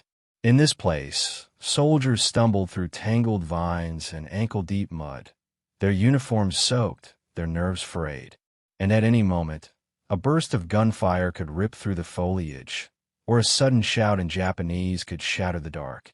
For 6 long months, this island would become hell on earth, a place where men fought not just the enemy, but hunger, fever, exhaustion, and fear. The battle began in August of 1942. Fresh from the triumph at Midway, the United States saw an opportunity, a chance to strike back, to halt Japan's momentum, and to seize the initiative. The Japanese had begun building an airfield on Guadalcanal, part of the Solomon Islands chain. If completed, it would threaten Allied supply lines between America and Australia. The decision was made. The airfield must be taken. Operation Watchtower was launched, the first major American offensive of the war. At dawn on August 7th, Marines clambered down landing nets into Higgins boats, their rifles clutched to their chests, the smell of salt spray mixing with fear in their throats. Naval gunfire thundered from offshore, shells shrieking over their heads to crash into the jungle. As the landing craft ground onto the beaches, ramps dropped, and men charged forward, expecting fierce resistance. But the Japanese had withdrawn inland, leaving supplies and equipment scattered. The Marines surged onto the beaches almost unopposed, hearts pounding in anticipation of ambushes that did not come. They advanced quickly, and by nightfall, the unfinished airstrip was theirs. The Americans renamed it Henderson Field, after a Marine pilot killed at Midway. It would become the heart of the battle, a patch of scraped coral and dirt that both sides would fight for with everything they had. Whoever controlled Henderson controlled the skies, and whoever controlled the skies controlled Guadalcanal. But the Japanese were not finished. Within days, they counterattacked. At night, Transport ships slipped down the narrow waters between Guadalcanal and the surrounding islands. This stretch of sea became known as Iron Bottom Sound for the sheer number of ships that would eventually rest beneath its waves. From these transports came fresh troops, determined to retake the airfield. Marines dug in along the perimeter, machine guns bristling, artillery sighted. The jungle pressed close, shadows shifting, nerves straining. In August, Japanese troops struck at the Tarawa River. At midnight, they charged across the sandbar in screaming waves, bayonets flashing in the moonlight. Marines opened fire with rifles, machine guns, and artillery. The night erupted in chaos. Tracers lanced through the dark, explosions shook the ground, and the cries of the wounded echoed over the river. The smell of cordite and blood hung in the humid air. By dawn, hundreds of Japanese lay dead, their bodies sprawled across the sand. It was the first major land clash on Guadalcanal, and it showed the brutal determination of both sides. At sea, the struggle was just as vicious. Japan's navy was still powerful, and they launched night battles to isolate and starve the Marines ashore. Unlike the Americans, the Japanese excelled at night fighting. Their warships slipped like shadows across the black water, their gunners trained to perfection, their long lance torpedoes devastatingly effective. On the night of August 8th, at the Battle of Savo Island, Japanese cruisers tore into Allied warships guarding the landings. In less than an hour, 4 Allied cruisers were sunk, their hulls blazing before they slipped beneath the waves. Hundreds of sailors died in the oily, burning water. Survivors clung to debris as dawn revealed a sea littered with wreckage. The message was clear: Guadalcanal would not be easy. For the Marines onshore, survival was a daily battle. Supplies were scarce. Japanese control of the sea meant reinforcements and rations arrived sporadically, often under fire. Men lived on handfuls of rice and hardtack, their bellies gnawed by hunger. Malaria spread through the ranks, soldiers shivering with fever as mosquitoes swarmed in clouds. The jungle itself seemed an enemy. Its heat sapped strength, its damp rotted boots and uniforms. Its nights echoed with unseen threats. Yet morale held. The men knew Henderson Field was the key, and they refused to give it up. In September, the Japanese launched another attack, the Battle of Edson's Ridge. Colonel Merritt, Red Mike, Edson's Marines held a ridge overlooking Henderson. For 2 nights, Japanese forces surged against them, screaming "Banzai" as they charged through the jungle. The Marines, outnumbered and exhausted, fought desperately. Machine guns overheated, rifles clicked empty, men swung bayonets in hand-to-hand combat. Edson himself moved among the lines, shouting encouragement, his voice carrying above the chaos. By dawn, the ridge was carpeted with Japanese dead, and Henderson still stood. Naval battles raged on. The waters of Iron Bottom Sound became a graveyard. In October, the Battle of Cape Esperance gave the Americans a rare night victory, but soon after, the Japanese unleashed one of their heaviest bombardments. Battleships Congo and Haruna pummeled Henderson Field with hundreds of shells, the ground shaking with each impact, craters ripping across the runway. Marines clung to foxholes as steel rained from the sky, the air acrid with dust and smoke. Yet the next morning, Henderson was patched and operating again. The Cactus Air Force, as the scrappy collection of Marine, Navy, and Army pilots was called, kept flying. In late October, another massive assault came at the Matanacar River and along the Lunga perimeter. Japanese troops attacked in waves, artillery booming, mortars whistling through the night. Marines fired until their barrels glowed red. The jungle lit with flashes, the ground trembling under the weight of battle. When the smoke cleared, the Americans had held again, inflicting thousands of casualties. The Japanese, though fierce, could not break the perimeter. The naval struggle reached its peak in November with the naval battle of Guadalcanal. Over several nights, fleets clashed in close-range brawls under the moonlight. Warships exchanged salvos at point-blank range, the flashes illuminating towering waves and the silhouettes of burning hulls. Admiral Daniel Callahan and Admiral Norman Scott both fell in battle, their ships torn apart. Yet despite the losses, American forces succeeded in turning back Japanese reinforcements. Henderson remained in American hands. By January of 1943, the tide was clear. Japan could not sustain the slaughter. Their supply lines were stretched thin, their troops starving, their navy bleeding. In February, under cover of darkness, the Japanese evacuated their surviving soldiers, leaving behind a wasteland of shattered jungle and abandoned trenches. After 6 months of savage combat, Guadalcanal was in Allied hands. The cost had been staggering. Thousands of lives lost on both sides. Dozens of ships sunk, their hulks rusting beneath iron-bottom sound. The island itself scarred with craters, its beaches littered with wreckage. Soldiers carried memories of hunger, fear, and exhaustion that would haunt them forever. But Guadalcanal marked a turning point. For the first time, the Japanese had been forced to retreat. For the first time, the Allies had seized and held ground in the Pacific. What had begun as a desperate gamble became the first step in a relentless advance. The myth of Japanese invincibility had been shattered in the jungles and waters of Guadalcanal. Yet the war was far from over. Ahead lay more islands, more jungles, more seas red with blood. The battle for the Pacific had only just begun.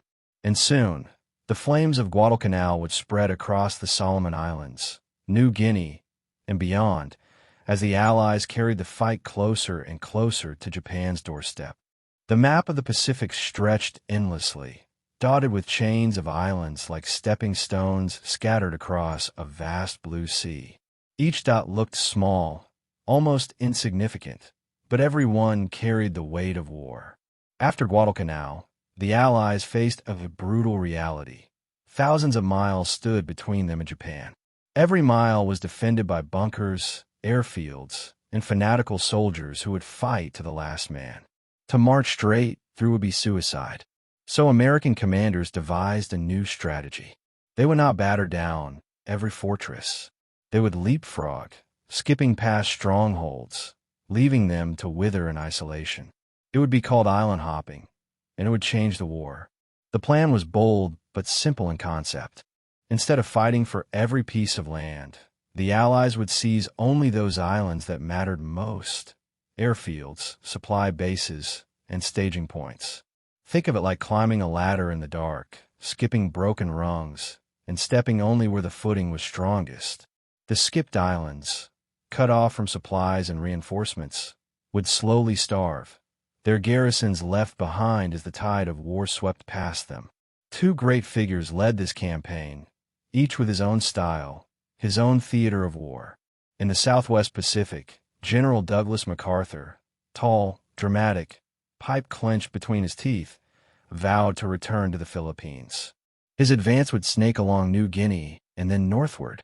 In the Central Pacific, Admiral Chester Nimitz, calm and calculating, commanded the great carrier fleets that would smash through the Gilbert, Marshall, and Mariana Islands. Their approaches were different, but their goal was the same: drive the rising sun back to its homeland. The Solomon Islands became the first proving ground after Guadalcanal. In late 1942, American troops pressed deeper into the chain. On New Georgia, they fought through steaming jungles and swampy ground, their boots sucking at the mud, the air thick with mosquitoes. Japanese defenders clung to ridges and caves, rifles cracking from hidden positions, artillery shells shrieking through the canopy. Nights brought terror, sudden banzai charges, screams in the darkness, flashes of steel as bayonets clashed. Soldiers described the stench of rotting foliage mixed with the sweet, sickly odor of unburied bodies. For every hill taken, dozens of men fell. At sea, the struggle was just as savage. The waters around the Solomons became a graveyard of ships.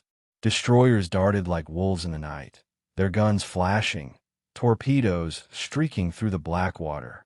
The thunder of naval gunfire rolled across the islands, shaking the ground miles away. Sailors clung to railings as shells whistled overhead, explosions sending fountains of spray into the air. By day, dive bombers screamed down from the clouds, their bombs bursting into sheets of fire. By 1943, the Solomons were secured, but at a terrible cost. The sea was littered with wreckage, the shores scarred with craters. To the west, MacArthur launched his offensive into New Guinea. This island was a nightmare for any army. Towering mountains slashed across its spine, cloaked in mist and thick jungle. Rains turned trails into rivers of mud. Leeches crawled inside boots, and malaria left entire units shivering with fever. Yet through this hell, Allied soldiers pushed forward. They fought at Buna and Gunna, where Japanese bunkers of coconut logs and earth resisted every assault. Machine guns rattled from hidden nests, mowing down men who advanced step by step, bayonet by bayonet. Flamethrowers hissed, the smell of burning wood and flesh mixing in the humid air. Victories came slow, bought with blood and endurance. The Kokoda Track became legend. Australian troops, outnumbered and exhausted, fought desperately along the narrow jungle trail that wound through the mountains. Their uniforms were in tatters, their boots falling apart, their bodies weakened by hunger. Yet they held, ambushing Japanese columns in the mist, their rifles echoing in the valleys. Civilians, later called the Fuzzy Wuzzy Angels, carried the wounded through the jungle, their bare feet silent on the mud as they guided broken men to safety. In New Guinea, every mile was paid for in sweat, sickness, and sacrifice. While MacArthur fought across swamps and mountains, Nimitz prepared to strike across the open sea. His carriers became floating fortresses, each one an airfield that could move hundreds of miles overnight. In late 1943, he turned to the Gilbert Islands. Tarawa was the first test. The atoll looked beautiful from afar. Turquoise waters, white sand, palm trees swaying in the breeze. But beneath that postcard image lay one of the most heavily defended spots on Earth. When Marines stormed the beaches of Tarawa in November 1943, the sea turned red.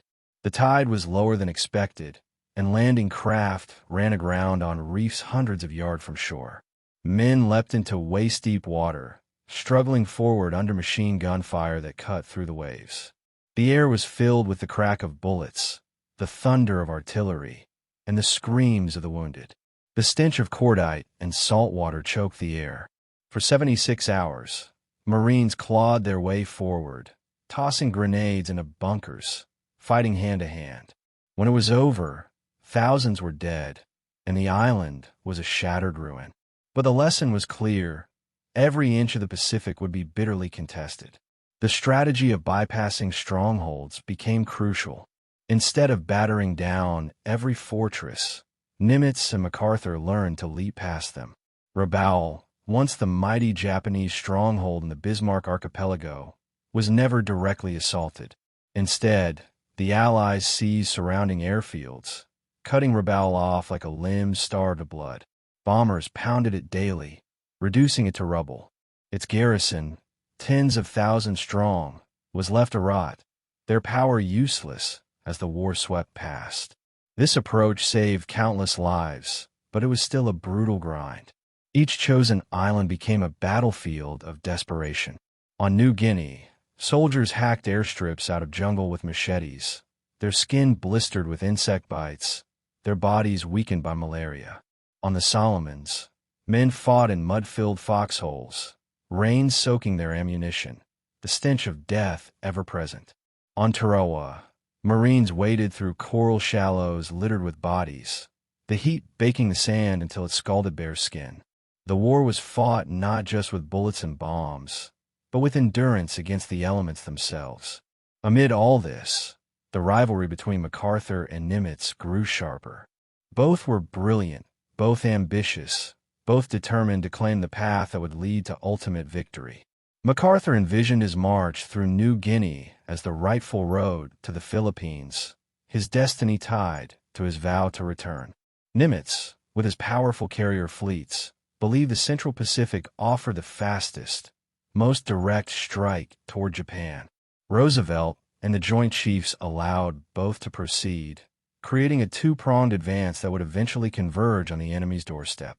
By 1944, the results were undeniable. The Solomons were secured, New Guinea was falling into Allied hands, and Japan's outer ring of defense was cracking.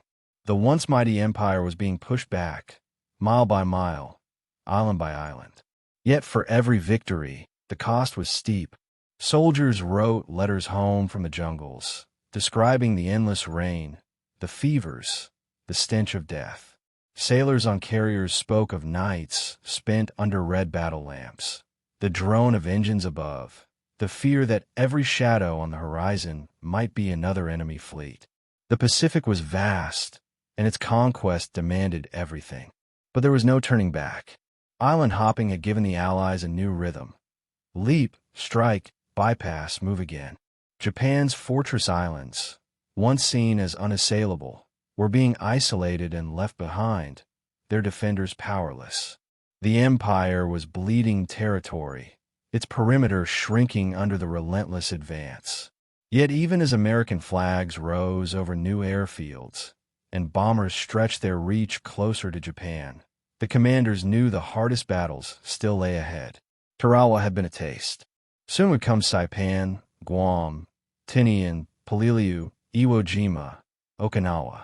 Each name would be etched in blood, each battle more savage than the last. The ocean stretched endlessly, dotted with islands that seemed like nothing on a map, but everything in reality. The island-hopping campaign was working, but it was also awakening the fury of a cornered empire. Ahead, the fighting would grow more desperate, the defenses more fanatical. And every mile closer to Japan meant stepping deeper into a storm that was only beginning to unleash its full force. The wind howled like a living thing across the barren rocks. Snowflakes stung exposed skin, biting like needles. Fog clung to the ground so thick that men could barely see a few feet ahead. And then, without warning, the silence broke. Machine guns chattered through the mist, muzzle flashes stabbing the gray haze. Soldiers stumbled, fell, and vanished into the frozen mud. This was not Europe. This was not the South Pacific. This was Alaska, the Aleutian Islands. And here, on the edge of the world, a forgotten battle raged while the greater war consumed headlines elsewhere. In June of 1942, as Japan struck toward Midway, another attack unfolded far to the north. Japanese forces landed on the Aleutian Islands of Attu and Kiska, remote fragments of rock and tundra that stretched like stepping stones from Alaska toward Asia. The occupation shocked America. For the first time since the War of 1812, enemy troops had seized part of U.S. soil. Headlines screamed of invasion, and panic spread along the West Coast. Civilians in Seattle and San Francisco scanned the skies, fearing Japanese bombers might soon appear.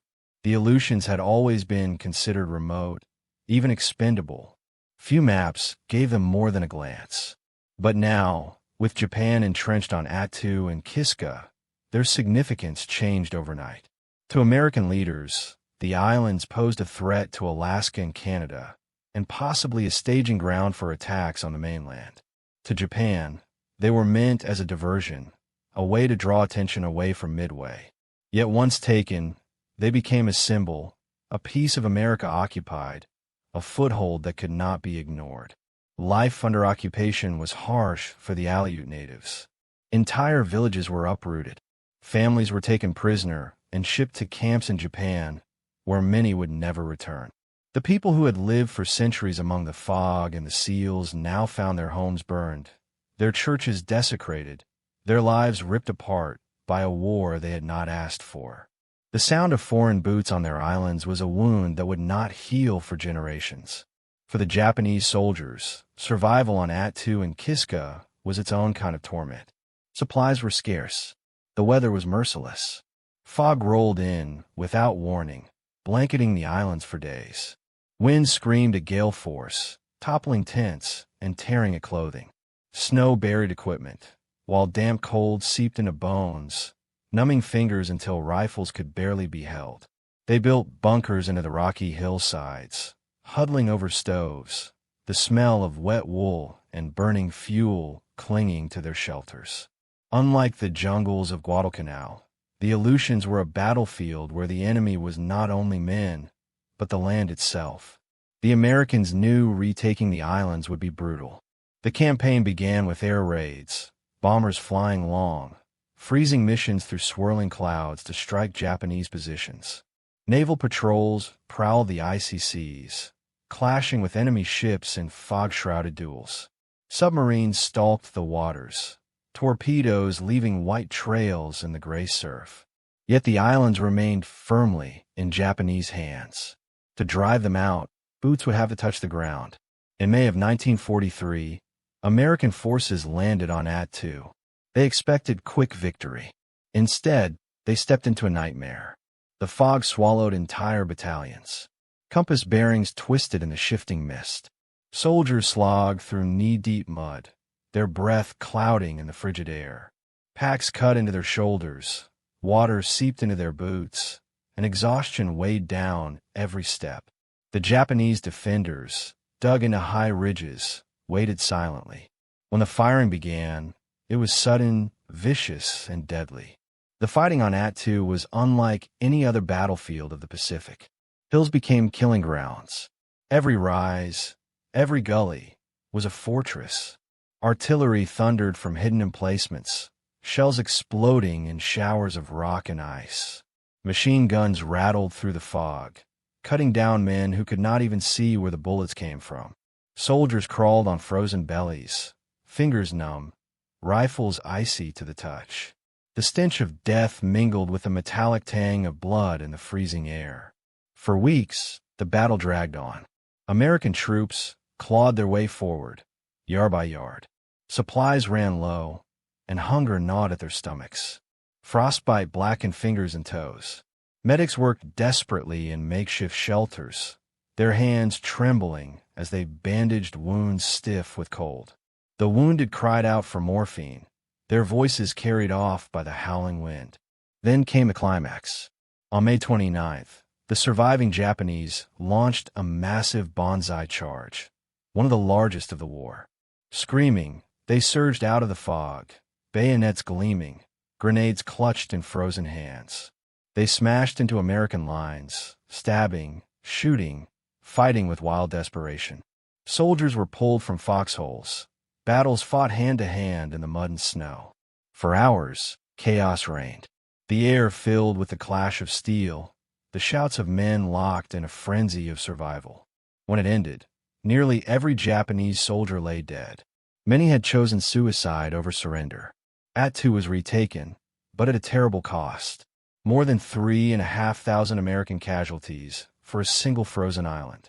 Yet the campaign was not finished. Kiska remained occupied. In July, the Americans prepared the largest invasion force of the Pacific War so far to retake it. Thousands of troops, dozens of warships, squadrons of aircraft, all ready for another bloodbath. Bombardments thundered across the island for weeks, shells turning ridges into craters, smoke rising in thick black clouds. At last, the soldiers stormed ashore, rifles at the ready, nerves straining for the crack of gunfire. But none came. The Japanese had already slipped away under cover of fog, evacuating their garrison unseen. Kiska was empty. Yet the fog, the tension, and the fear of ambush proved just as deadly as real resistance. Confusion in the mist led to friendly fire, accidents, and mines. Dozens died in battles against an enemy that was no longer there. The island, silent and deserted, claimed lives even without a fight. The Aleutian Campaign ended in anticlimax, but its cost and its brutality were real. The forgotten war in Alaska had tied down tens of thousands of men, claimed thousands of lives, and scarred the land and its people. For the Japanese, it had been a distraction that achieved little. For the Americans, it was a sobering lesson. No island, no matter how remote, could be ignored. When the last shots faded and the fog rolled back out to sea, the Aleutians returned to silence. The wind still howled across the rocks, and the graves of soldiers lay scattered among the tundra. The campaign barely made headlines compared to Guadalcanal or Midway, yet it mattered. It proved that the Pacific War stretched farther, into harsher corners of the earth than anyone imagined. But even as the Aleutians were secured, the wider struggle pressed on. MacArthur was advancing along New Guinea, Nimitz was pushing across the Central Pacific, and Japan was still entrenched across vast swathes of territory. The Aleutian battle had ended, but the long road across the Pacific was only just beginning. And ahead lay even bloodier islands, where the jungles, the reefs, and the skies themselves would turn into killing fields. The jungle closed in like a fist. Vines tangled around boots, leeches clung to ankles, and rain poured in sheets so heavy that men could barely see a few steps ahead. Rifles rusted overnight, uniforms rotted on bodies, and every breath came thick with humidity and the stench of decay. This was not a battlefield of tanks and airfields. This was the Kokoda Track, a narrow, twisting trail hacked in the mountains of New Guinea. And here, in 1942, men would fight, bleed, and die in one of the most grueling campaigns of the Pacific War. The Japanese plan was simple in theory, brutal in practice. After striking south across the Pacific, they sought to isolate Australia, severing it from American supply lines. To do that, they needed Port Moresby, the gateway to northern Australia. If they could seize it, Japanese aircraft could dominate the Coral Sea and threaten Allied convoys. A direct amphibious landing had already failed, checked at the Battle of the Coral Sea. So the Japanese chose another path, overland, across the Owen-Stanley Mountains, through terrain so harsh it was thought impassable. Their soldiers would march along the Kokoda Track, a thin lifeline of mud and jungle that wound over ridges and gorges. In July of 1942, Japanese troops landed at Buna and Gunna, two remote villages on the northern coast. From there, they began their march inland. Columns of soldiers snaked through the jungle, packs heavy on their backs, bayonets glinting in the shafts of sunlight that pierced the canopy. The sound of boots squelching in mud mixed with the buzz of insects and the cries of tropical birds. Their goal, Port Moresby, on the far side of the mountains. Waiting for them were young Australian soldiers, many barely out of school. Hastily trained, ill-equipped, but determined, they were sent forward to delay the advance. They stumbled into the jungle carrying rifles that jammed in the damp, packs that cut into their shoulders, and hearts pounding with both fear and resolve. Alongside them, Papuan carriers, later remembered as the Fuzzy Wuzzy Angels, hauled supplies and wounded men through the mud, their bare feet silent on the track, their faces calm amid the chaos. The battles along Kokoda were not sweeping clashes of armies, but vicious skirmishes fought at arm's length. Japanese troops launched banzai charges through the mist, their cries echoing off the trees. Australians fired from behind makeshift barricades, the crack of rifles lost in the roar of the jungle. Rain turned foxholes into swamps, the water rising around men's waists as they fought on. The smell of cordite clung to the wet air, mingling with the ever-present reek of sweat, blood, and rot. For weeks, the Japanese pushed forward. Australians fell back step by step, fighting for each ridge, each bend in the trail. Men collapsed from exhaustion, malaria spreading through the ranks, leaving soldiers shivering with fever in the mud. Rations dwindled to handfuls of rice or bully beef, eaten cold in the rain. Letters from home disintegrated in the damp, photographs blurred and smudged until faces of loved ones became ghosts. Yet they held on, their rifles heavy but their determination unbroken. By September, the Japanese were within 30 miles of Port Moresby. The mountains loomed behind them. The city lay almost within reach. But the advance had bled them white. Their supply lines stretched thin across impossible terrain. Food ran short. Soldiers gnawed on roots, their stomachs empty, their bodies gaunt. The jungle that had slowed the Australians now strangled the Japanese. And then, the tide turned. Reinforcements arrived for the Allies. Fresh Australian brigades and American units bolstered the line. With new strength, they counterattacked. The retreat of the Japanese along the Kokoda Track was as brutal as their advance. Now it was their turn to stumble back through mud and fog, pursued by relentless Australians. Battles flared at Ioroboa, at Templeton's Crossing, at Eora Creek.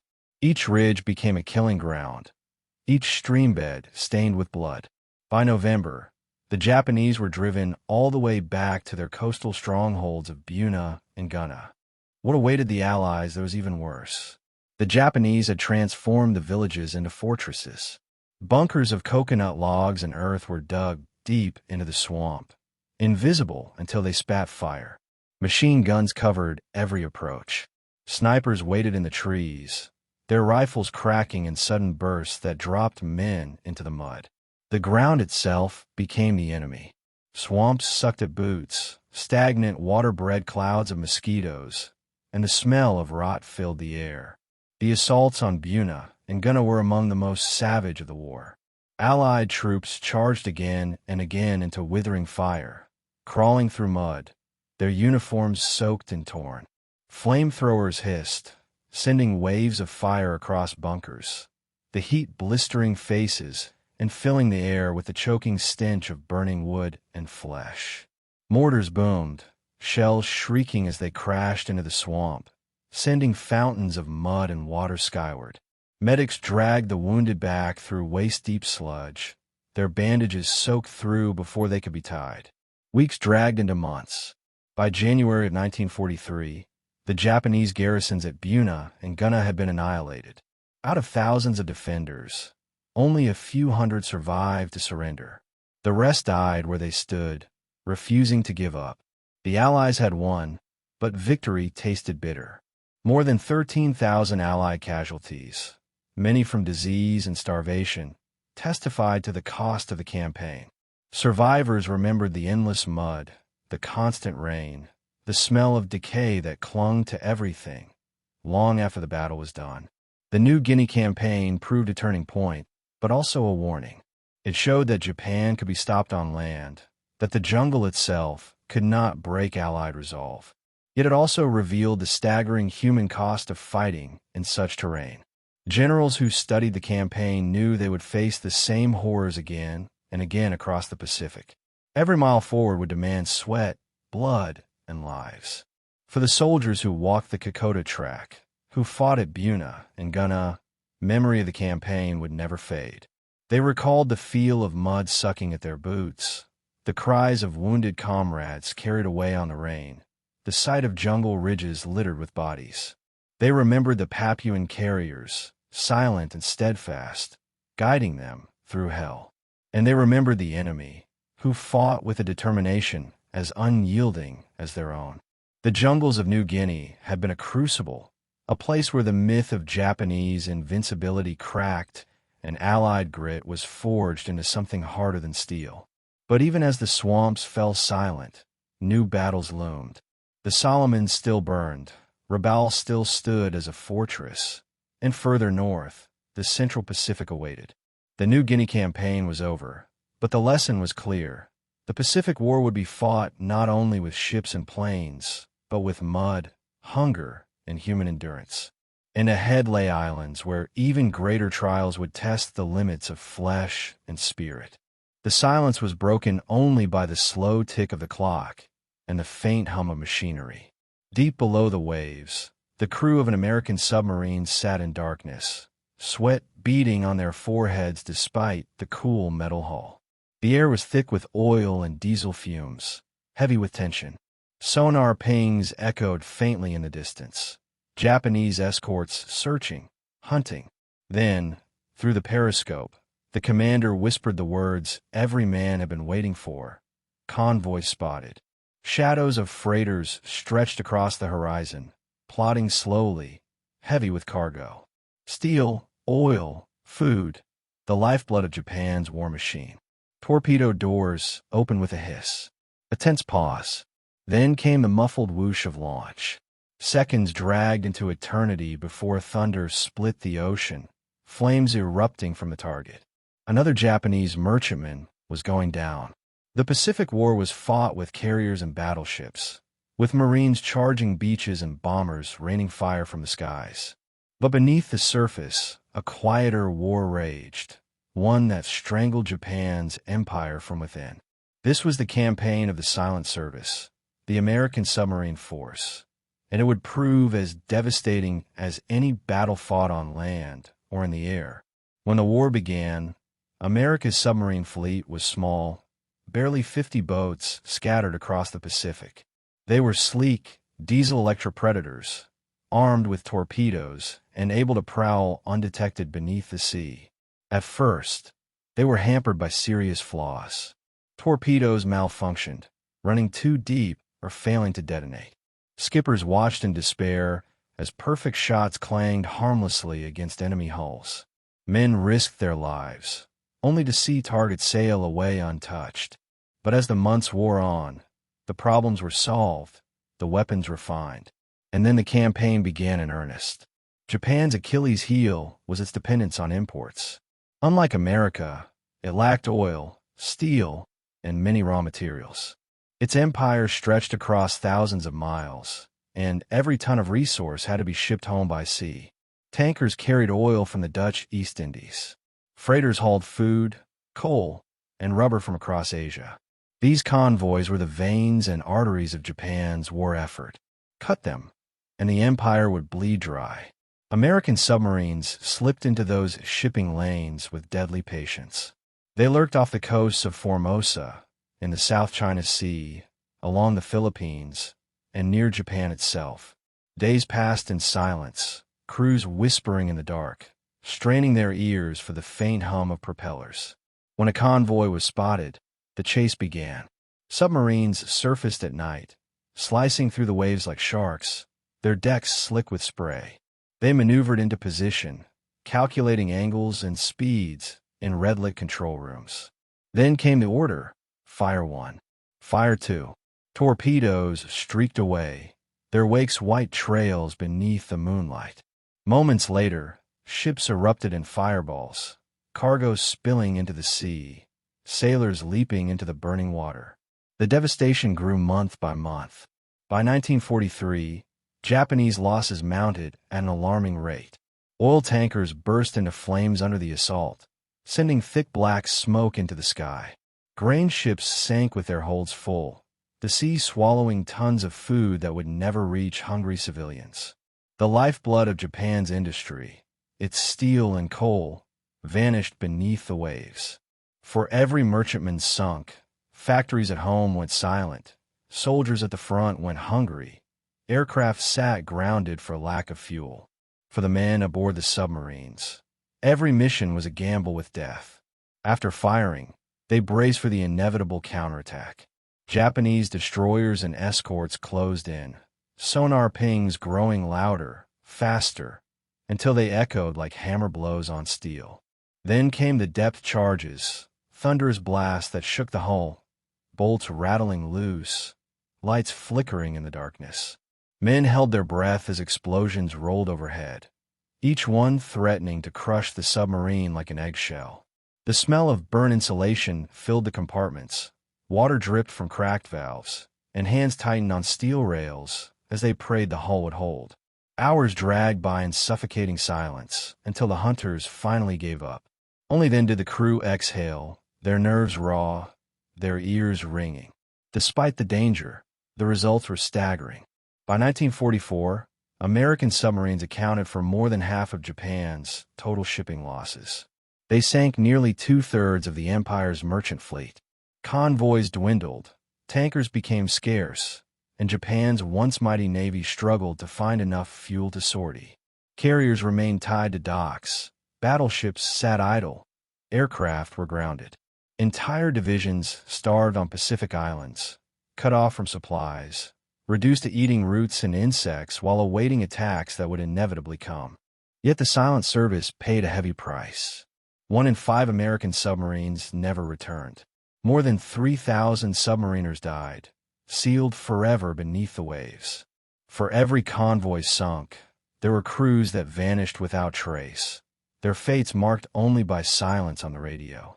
Families at home received telegrams, their hearts broken by the words, "Missing in action."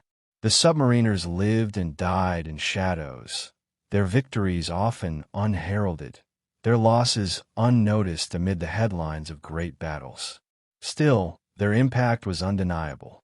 Japan's economy withered. Factories closed, ration lines grew, and civilians faced hunger as rice shipments failed. Soldiers in the field wrote desperate letters home, pleading for supplies that would never arrive. Naval commanders, once proud of their fleet, cursed the lack of fuel that left them powerless. The empire that had swept across Asia now found itself trapped, strangled not by battleships, but by unseen predators beneath the waves. Submariners carried stories of terror and triumph. They spoke of stalking convoys for days, of the thrill when explosions blossomed across the sea, of watching ships break apart and sink into the dark. They recalled the stifling silence during depth charge attacks, the sweat dripping down their backs as they listened for the next explosion. They remembered the smell of diesel fuel that clung to their uniforms, the taste of stale air after weeks submerged, the feel of steel bunks vibrating with every engine turn. It was a war of endurance, fought in silence, lived in shadows. By the final year of the war, the Silent Service had achieved what no bombing raid or beach assault could accomplish. Japan's supply lines were shattered. Its fleet was crippled by lack of fuel. Its people starved as food vanished beneath the sea. The submarines had turned the vast Pacific into a killing ground, and Japan's empire was drowning in it.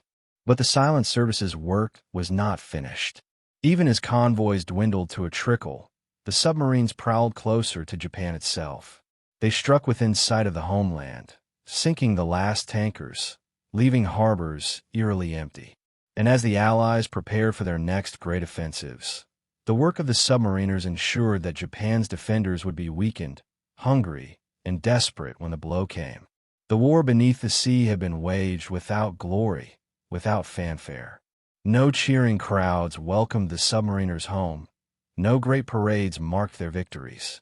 But history would remember them as the quiet executioners of Japan's empire. Their silent war had broken the back of an enemy that once seemed unstoppable. And yet, even as Japan's lifelines collapsed, its soldiers still fought on, entrenched across islands and ridges, ready to die rather than surrender. The Silent Service had cut off their supplies, but it would be Marines and soldiers who faced them next, in jungles, on beaches, and atop volcanic cliffs where the cost of each mile forward would be measured in blood. The sea was supposed to protect them. That's what the Marines thought as their landing craft churned forward toward a strip of sand no more than a few hundred yards wide. The naval bombardment behind them had thundered for hours, pounding Tarawa atoll into a storm of dust and smoke. Officers assured the men that nothing could have survived. Yet as the Higgins boats ground against the reef and ramps dropped, the water ahead erupted in gunfire. Machine guns spat from hidden bunkers. Mortar rounds splashed into the shallows. The tide was too low, leaving the landing craft stranded on coral. Marines jumped into waist-deep water, rifles clutched overhead, and slogged through hundreds of yards under withering fire. Men collapsed, blood spilling into the surf, staining the turquoise lagoon red.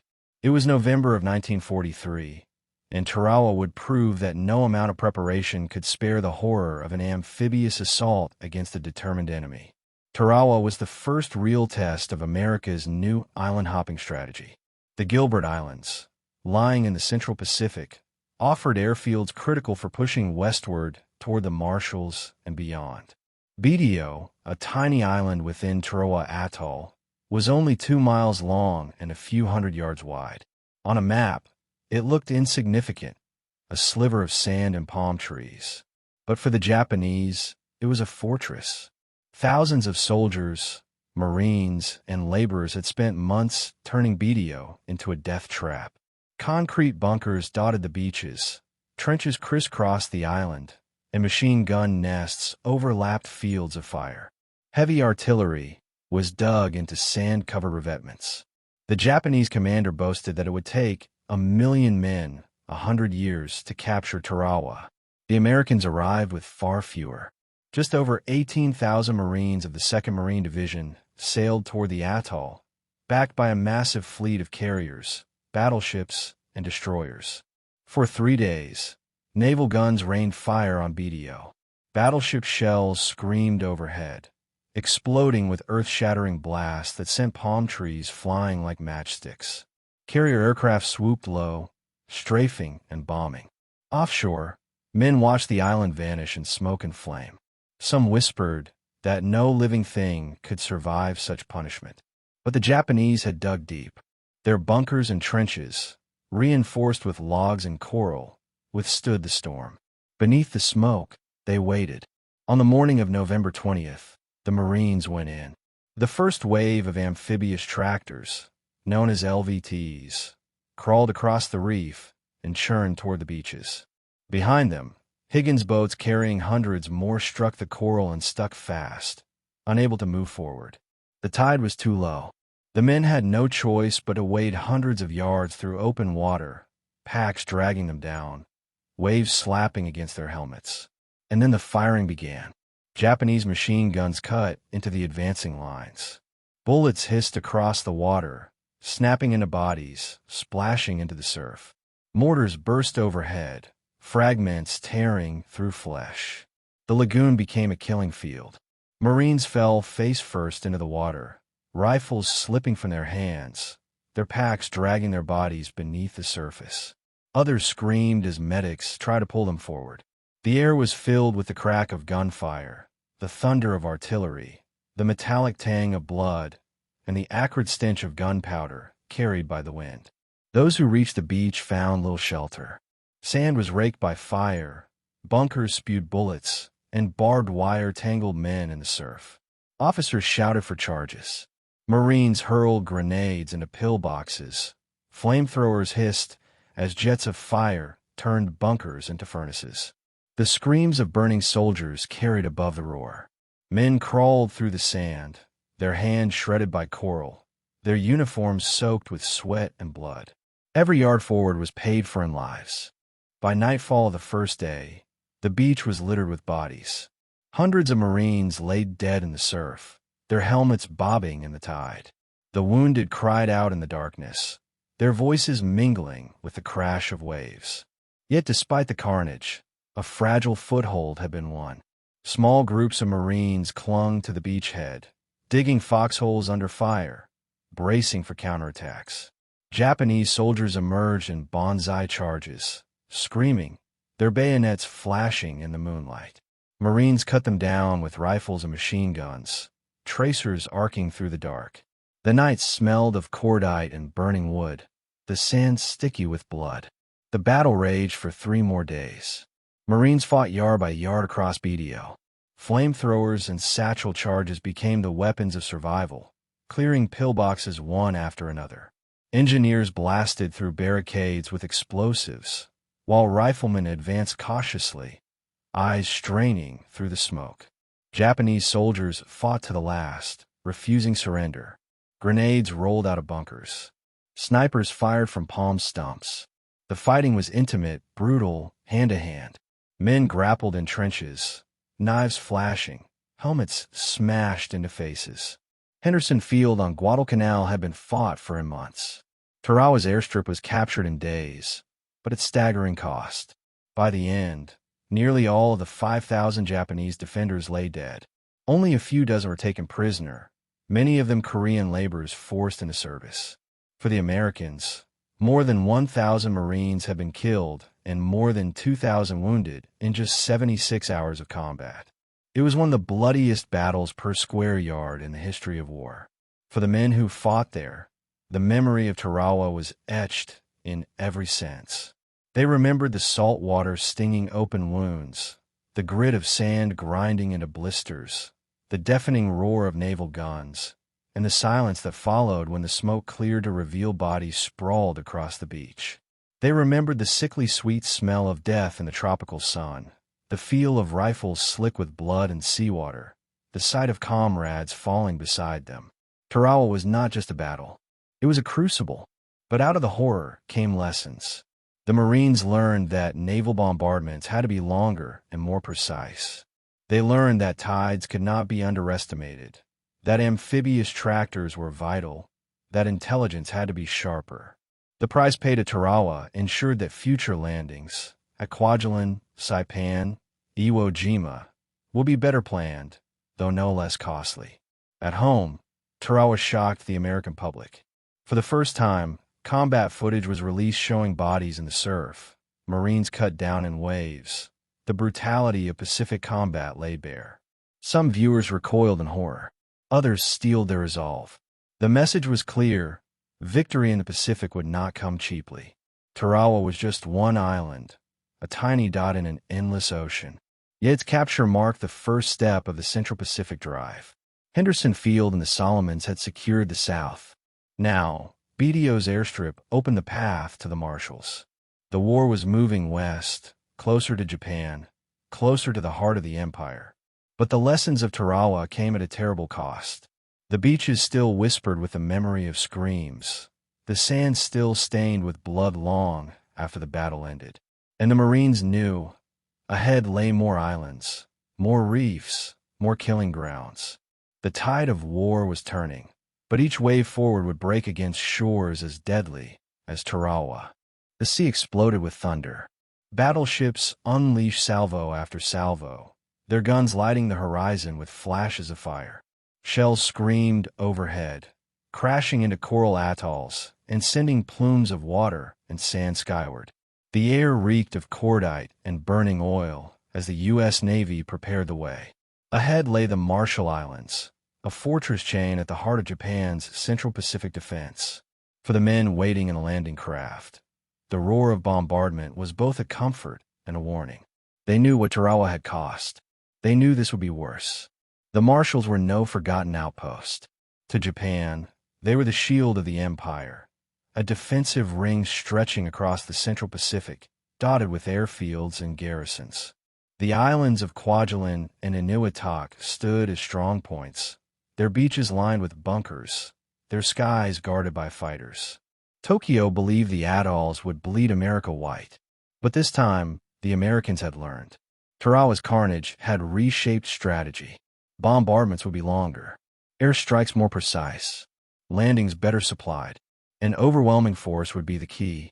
In late January of 1944, the assault began. Carrier planes swept in first, their engines snarling as they strafed and bombed. Bombs shattered hangars, tore apart fuel tanks, and left the runways cratered. Pilots reported seeing Japanese planes burning where they sat, their black smoke curling into the sky. Behind them, battleships and cruisers rained steel onto the atolls. The earth shook, coral shattered, and entire positions vanished under walls of fire. Offshore Marines and soldiers watched, their stomachs tight. They'd seen bombardments before. They knew that no matter how thorough, bunkers always survived. On January 31st, the first waves hit Roy and Namur, the northern islets of Kwajalein Atoll.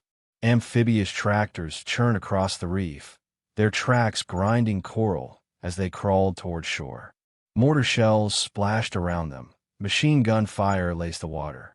Inside the LVTs, men crouched low, their helmets rattling with every impact, the smell of sweat and diesel thick in the cramped space. When the ramps dropped, they charged into the smoke. The battle was immediate, savage. Japanese soldiers fought from trenches and pillboxes, firing rifles and tossing grenades. Marines moved forward in bursts, diving for cover, answering with satchel charges and flamethrowers. The hiss of fire filled the air as bunkers became infernos, black smoke rolling over the beach. Sand stuck to sweat-soaked uniforms, weapons jammed from grit, and the screams of the wounded rose above the chaos. One Marine later described it as a world of fire, smoke, and sand, where every step was survival. Roy fell quickly, but Namur became a slaughter. A massive explosion ripped through an ammunition dump, leveling much of the island and killing both Japanese defenders and American attackers. The shockwave hurled men into the air, the heat searing flesh, the air filled with the sickly stench of charred bodies. For hours, Smoke hung over the battlefield as Marines pressed on, stunned but relentless. By the next day, both islets were secured. The main assault on Kwajalein itself followed.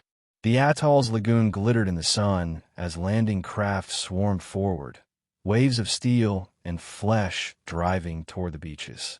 Marines hit from the west, soldiers from the south.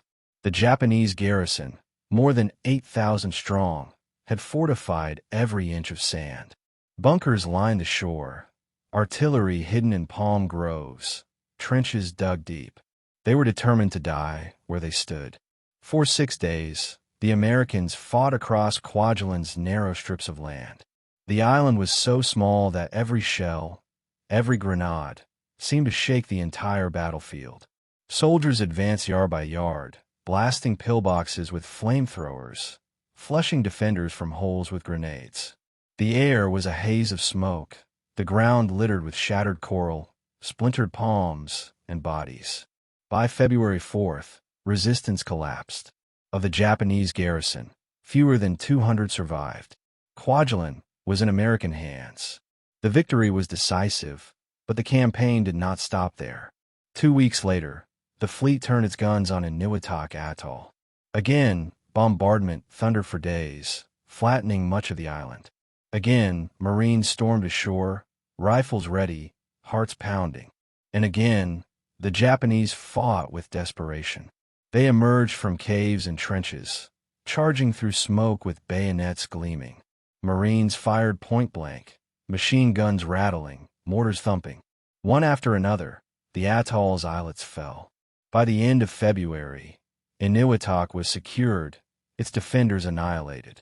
The battles for the Marshalls marked a turning point. For the first time, the United States had breached Japan's inner defensive ring.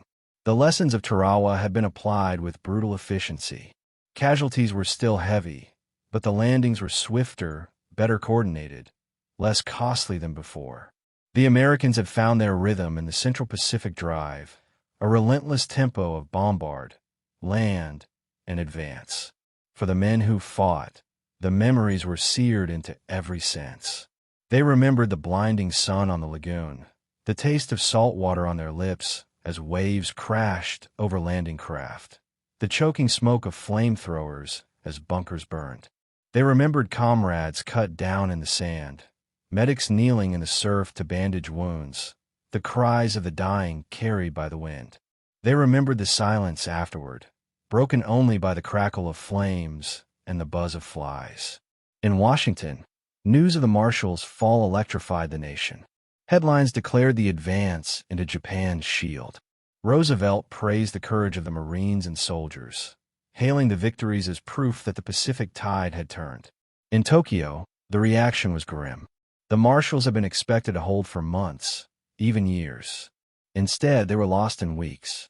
Japanese leaders realized the Americans were coming faster, hitting harder than anyone had believed possible. The Central Pacific Drive now had momentum. The Marshalls opened a path to the Marianas, to Saipan, Tinian, and Guam, islands closer to Japan, within range of new long-range bombers that could strike the homeland itself. Every mile forward tightened the noose. Every island seized became a springboard for the next. But the road ahead was far from easy. Japan's defenses were tightening. Its soldiers grew more desperate, its commanders more determined to bleed America at every step. The Marshalls had fallen, yes, but the Marianas would be fiercer, the battles more savage, the stakes even higher. And so, as the last fires died on Kwajalein and Eniwetok, the Marines cleaned their weapons, patched their uniforms, and prepared to climb aboard the next wave of landing craft. Ahead lay Saipan, where the war in the Pacific would reach new levels of ferocity, and where the shadow of Japan itself would finally come into view. The horizon was burning. Battleships fired in thunderous rhythm, their shells shrieking overhead before smashing into the beaches of Saipan. The island shook under the bombardment, palm trees shredded, bunkers torn apart, the very earth convulsing with each blast. For days, the naval guns roared without pause. Offshore, Marines and soldiers crammed in a landing craft, their helmets vibrating with the concussions, their faces pale in the smoke. They had been told Saipan was different, larger, deadlier, the key to unlocking Japan itself. And they knew the Japanese garrison, more than 30,000 strong, was waiting for them in the hills and caves. On June 15, 1944, the ramps dropped, and the Battle of the Marianas began. Saipan was the heart of the Marianas, an island of volcanic rock and dense jungle. But what made it vital was its location. From Saipan, America's new B-29 Superfortress bombers could strike Tokyo directly. For the first time, Japan's homeland would be within range of sustained air attacks. The Japanese understood this as well as the Americans. That was why Saipan had been turned into a fortress. Trenches, pillboxes, artillery hidden in caves. All of it designed to bleed any invader dry. The landings were chaos from the start. Amphibious tractors lurched forward, their tracks grinding over coral reefs. Japanese artillery zeroed in, shells exploding in fountains of spray and shrapnel. Machine guns rattled from concealed bunkers, bullets slicing into the lagoon. Men leapt into waist-deep water, struggling through surf while comrades fell around them. The smell of salt mixed with the acrid tang of gunpowder. The cries of the wounded mingled with the crash of waves.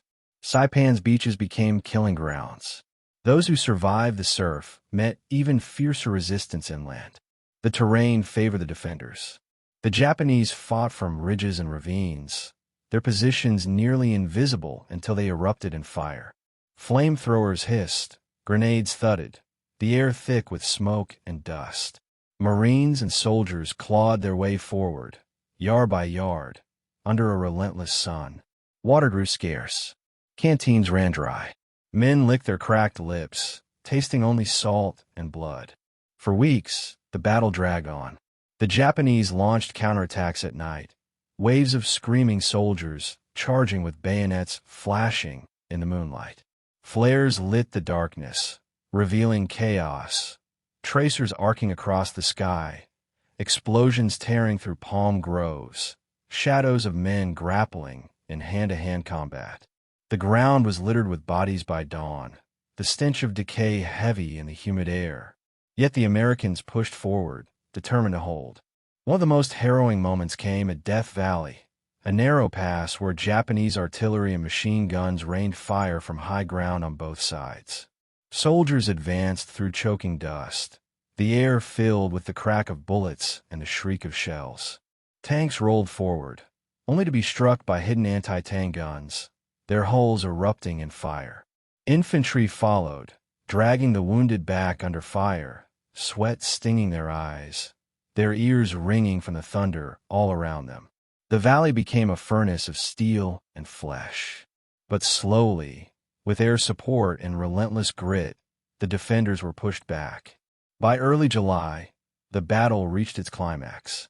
Trapped in the northern end of the island, the surviving Japanese prepared for a final stand.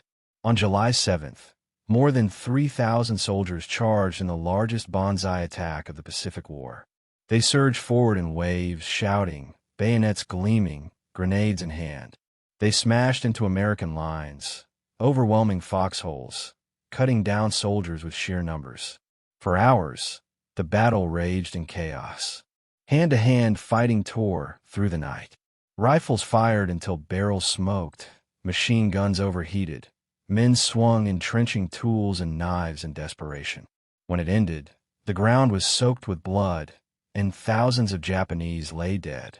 It was annihilation, but also a glimpse of the fanatical resistance that would only intensify as the war moved closer to Japan.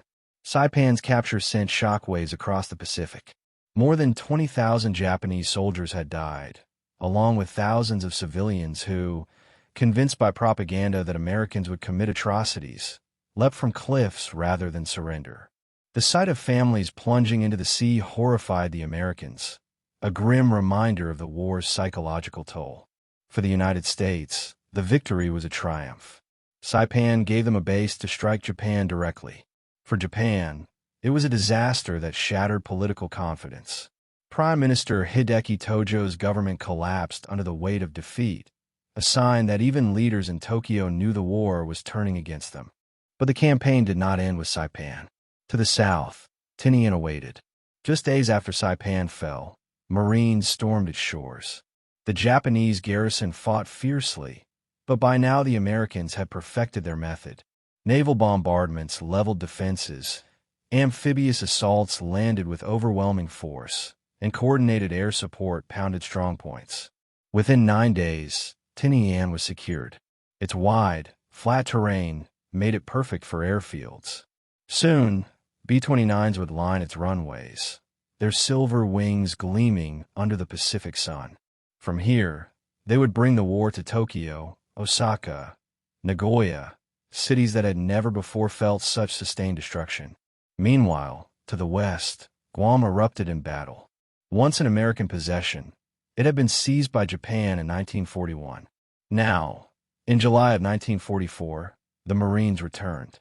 The beaches of Guam were just as bloody as Saipan, swept by artillery and machine guns. Men waded through surf, shells bursting around them, the air filled with smoke and screams. Inland, jungle fighting was vicious. Japanese soldiers launched ambushes from caves and ravines, their positions concealed by dense foliage. Grenades rolled from shadows. Machine guns chattered from hidden nests. Marines fought with flamethrowers, their jets of fire cutting through the undergrowth, the air reeking of smoke and scorched earth. For weeks, the battle raged across Guam's ridges and valleys. Civilians, trapped between the lines, endured unimaginable hardship. Many hid in caves, starving, afraid to emerge. Others were forced into labor by the Japanese, only to be caught in the crossfire when battles erupted. By August, Guam was secured, but at enormous cost. Thousands of Americans killed and wounded. Tens of thousands of Japanese dead. The island scarred, its villages burned, its people shattered. With Saipan, Tinian, and Guam captured, the Marianas were in American hands. The strategic impact was immense. For the first time, Japan's cities were within reach of sustained bombing campaigns. The B-29s rolled down Tinian's runways, their engines roaring as they lifted into the sky, bound for Tokyo. The psychological impact was just as powerful. The homeland was no longer distant, no longer safe. Every Japanese family knew that fire could now fall from the skies. For the men who fought in the Marianas, the memories never faded. They recalled the blinding flash of artillery, the sickening sight of comrades falling in the surf, the acrid taste of smoke and blood in the back of their throats. They remembered the heat of flamethrowers against their faces, the cries of civilians on Saipan's cliffs, the eerie silence after a banzai charge ended with bodies scattered across the ground. For many, it was the moment they realized the war had entered a darker, more desperate phase.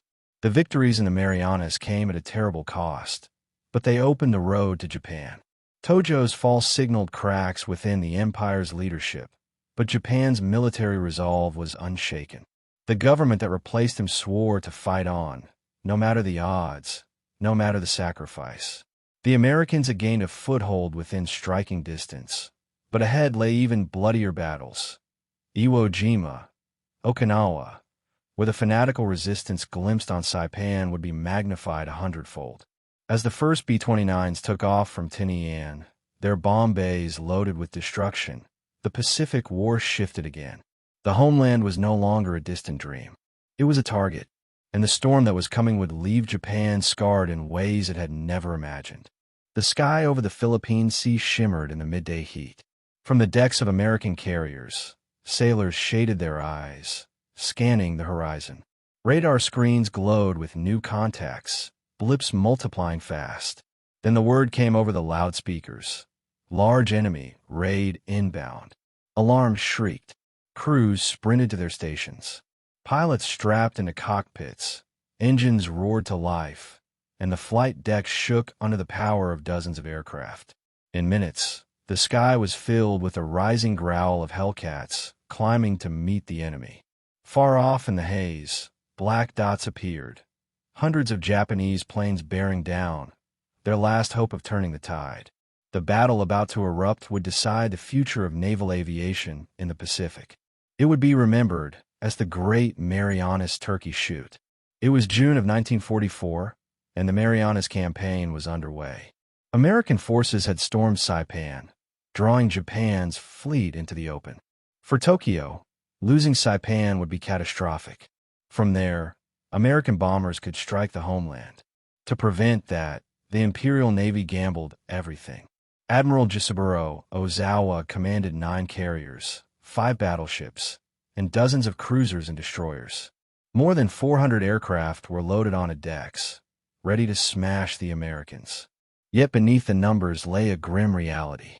Japan's best pilots had been lost at Midway, in the Solomons, and at Rabaul. Now, their replacements were poorly trained, with only a fraction of the hours once required. Their planes were fast and deadly, but their pilots lacked the skill to wield them. Opposing them stood Admiral Raymond Spruance and Admiral Mark Mitcher. Spruance, calm and methodical, commanded the Fifth Fleet. Mitcher, sharp-eyed and daring, directed the fast carrier task forces. Together, they commanded 15 carriers, 7 battleships, and hundreds of supporting vessels. Most importantly, their air wings were filled with experienced pilots flying the F-6F Hellcat, a rugged, heavily armed fighter that had already proven superior to the Japanese Zero. The Americans also had a secret edge: radar. Long before enemy planes appeared in sight, radar screens warned of their approach, allowing Hellcats to climb high and intercept. On June 19th, the Japanese launched their first massive strike. From the decks of Ozawa's carriers, squadrons of Zeros and bomb-laden dive bombers rose into the sky, their engines humming, their wings glinting in the sun. Pilots tightened their scarves, their nerves raw. Many had never flown combat. They were told that destroying the American fleet was Japan's only chance of survival. With fierce determination, they set course east. Radar picked them up over the horizon. Hellcats climbed to intercept. At 20,000 feet, the first formations clashed. Machine guns rattled, tracers stitched the sky, and the dogfights began. But the battle was horribly one-sided. American pilots, veterans with hundreds of hours, cut through the Japanese formations with deadly precision. Their 6.50 caliber guns chewed through aluminum, wings snapping off, engines erupting in flame. Japanese dive bombers tried to break through, but few survived the onslaught. Those who reached the fleet faced a wall of anti-aircraft fire. Battleships and cruisers filled the sky with flak, black bursts ripping planes apart. The sea below boiled with flaming wreckage. Sailors cheered as burning aircraft plunged into the waves. One pilot later described it as shooting turkeys in a barrel. Hence the name, the Great Marianas Turkey Shoot. In the span of hours, wave after wave of Japanese attackers was annihilated. Out of nearly 400 aircraft launched that day, more than 300 were destroyed. The ocean was littered with debris and oil, the sky filled with smoke and falling parachutes. American losses were minimal, barely a few dozen planes. Yet the battle did not end with the air duels. That night, Mitcher made a bold decision. Reports indicated Ozawa's fleet was retreating west. The American carriers launched a massive strike at extreme range, more than 200 miles. Torpedo bombers, dive bombers, and fighters roared into the setting sun, knowing they might not have enough fuel to return. The attack found its mark. Japanese carriers Hyo, Taiho, and Shokaku were struck. Bombs ripped through flight decks, torpedoes smashed into hulls.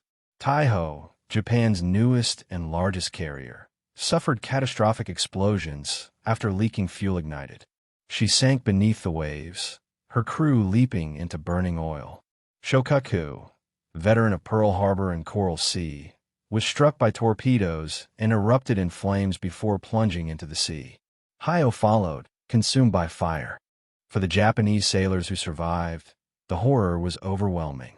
They clung to debris, their ears ringing from the explosions, the smell of burning fuel and salt water filling their lungs. Darkness fell, and the cries of the drowning echoed across the waves. For the Americans, The return flight was its own ordeal. Many planes ran out of fuel, pilots bailing out in the night sea, their flares glowing faintly as destroyers searched desperately to rescue them. Mitcher famously ordered the fleet's lights turned on, a dangerous move that risked enemy attack, to guide the exhausted flyers home. By dawn, the results were clear. Japan had lost more than 600 aircraft in 2 days. 3 carriers lay at the bottom of the sea. Hundreds of irreplaceable pilots were dead.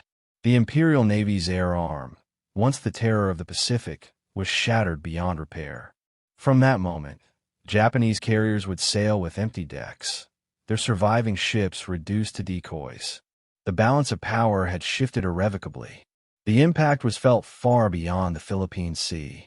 With air superiority secure, the Americans pressed their assault on the Marianas.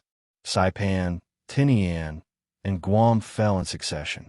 Bases were built, runways stretched across coral and sand, and soon 29 superfortresses were launching directly at Japan.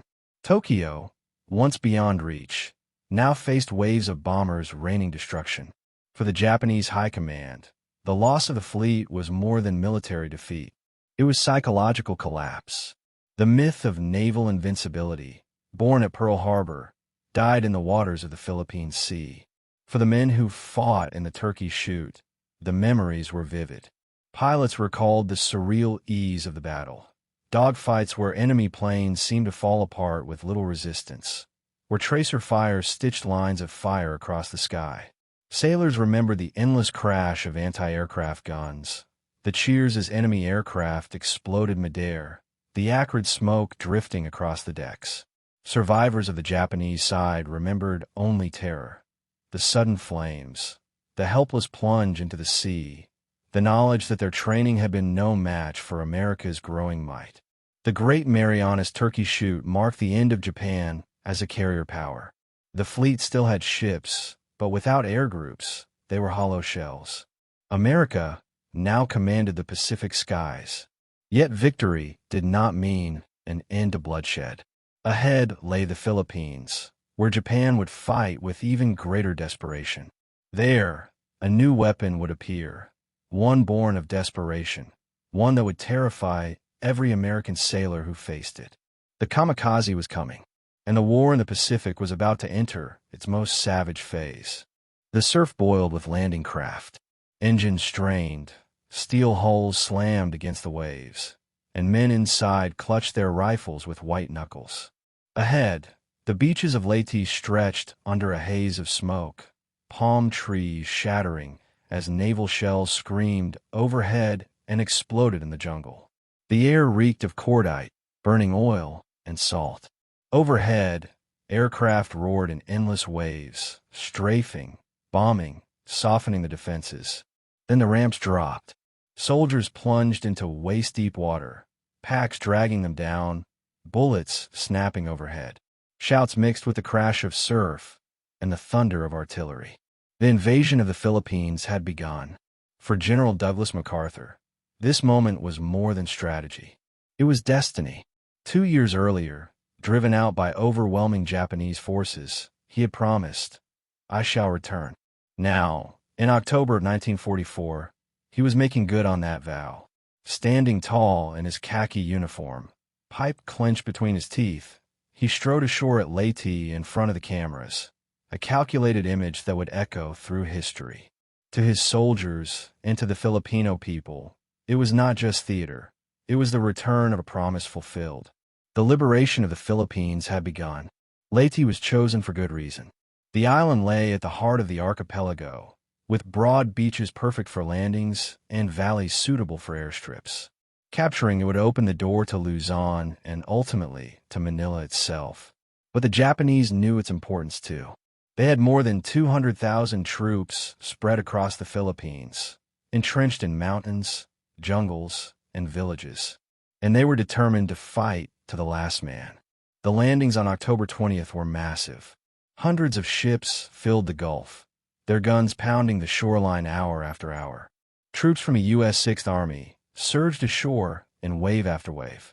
Filipino guerrillas, who had fought in secret for years, emerged from the jungles to join them, guiding units through trails, sharing intelligence, and exacting vengeance on Japanese patrols. For many civilians, the sight of MacArthur's men was overwhelming. They wept openly, waving flags hidden since the occupation began, their cries of Mabuhay carrying over the beaches. For the first time in years, hope had returned to their soil. But Leyte was no easy victory. The Japanese counterattacked fiercely. Artillery boomed from concealed positions in the hills. Mortars crashed into the beaches, scattering men and supplies. Snipers picked off soldiers one by one, their shots echoing through the palm groves. Inland, the jungle became a trap. Mud clung to boots, the air was thick with humidity and insects, and every shadow seemed alive with danger. The fighting was relentless, day after day, ridge after ridge. The most ferocious clash came in the skies and seas around Leyte Gulf. To stop the invasion, Japan launched its last great naval gamble, Operation Shogo. Four separate fleets converged in one of the largest naval battles in history. Carriers, battleships, cruisers, and destroyers clashed in a swirling, multi-day struggle that stretched over hundreds of miles. Off Samar, outgunned American escort carriers and destroyers fought with desperate courage against massive Japanese battleships, turning back an attack that could have devastated the landings. At Cape Engano, American aircraft swarmed Japanese carriers, sinking them in flames. When the smoke cleared, Japan's navy was shattered, its last great gamble lost. The sea around Leyte belonged to America. On the ground, however, the struggle raged on. Japanese defenders launched counterattacks with tanks and infantry, their cries piercing the night as they charged in suicidal banzai assaults. Machine guns rattled, tracers stitching the darkness, bayonets flashing as battles dissolved into hand-to-hand combat. The ground shook with the concussions of artillery, the jungle lit with bursts of fire. Soldiers stumbled through mud and mangled palm trunks, their ears ringing, their lungs filled with smoke. Filipino civilians paid a terrible price. Villages burned, homes shattered, families torn apart in the crossfire. Some fled into the mountains, carrying whatever they could. Others, trapped, endured atrocities at the hands of retreating Japanese units. Yet many continued to resist, sheltering Americans, carrying messages, and fighting as guerrillas. For them, the battle was not only about liberation but survival. Through November, the campaign dragged on. Torrential rains turned the battlefields into swamps. Rivers overflowed, vehicles bogged down, men slogged through knee-deep muck. Dysentery and malaria spread, weakening entire units. Supplies were difficult to move through the quagmire, and soldiers often went hungry, their rations soaked and spoiled. Yet the advance continued. Inch by inch, the Americans and their Filipino allies drove the Japanese back, clearing villages, capturing ridges, and pressing toward the island's interior. By December, Leyte was largely secured. The victory had been costly, tens of thousands of casualties on both sides, but it broke Japan's hold on the central Philippines. It also proved something greater. America could now bring its full power to bear on the archipelago. MacArthur's vow was being fulfilled, step by bloody step. But the fighting was not over.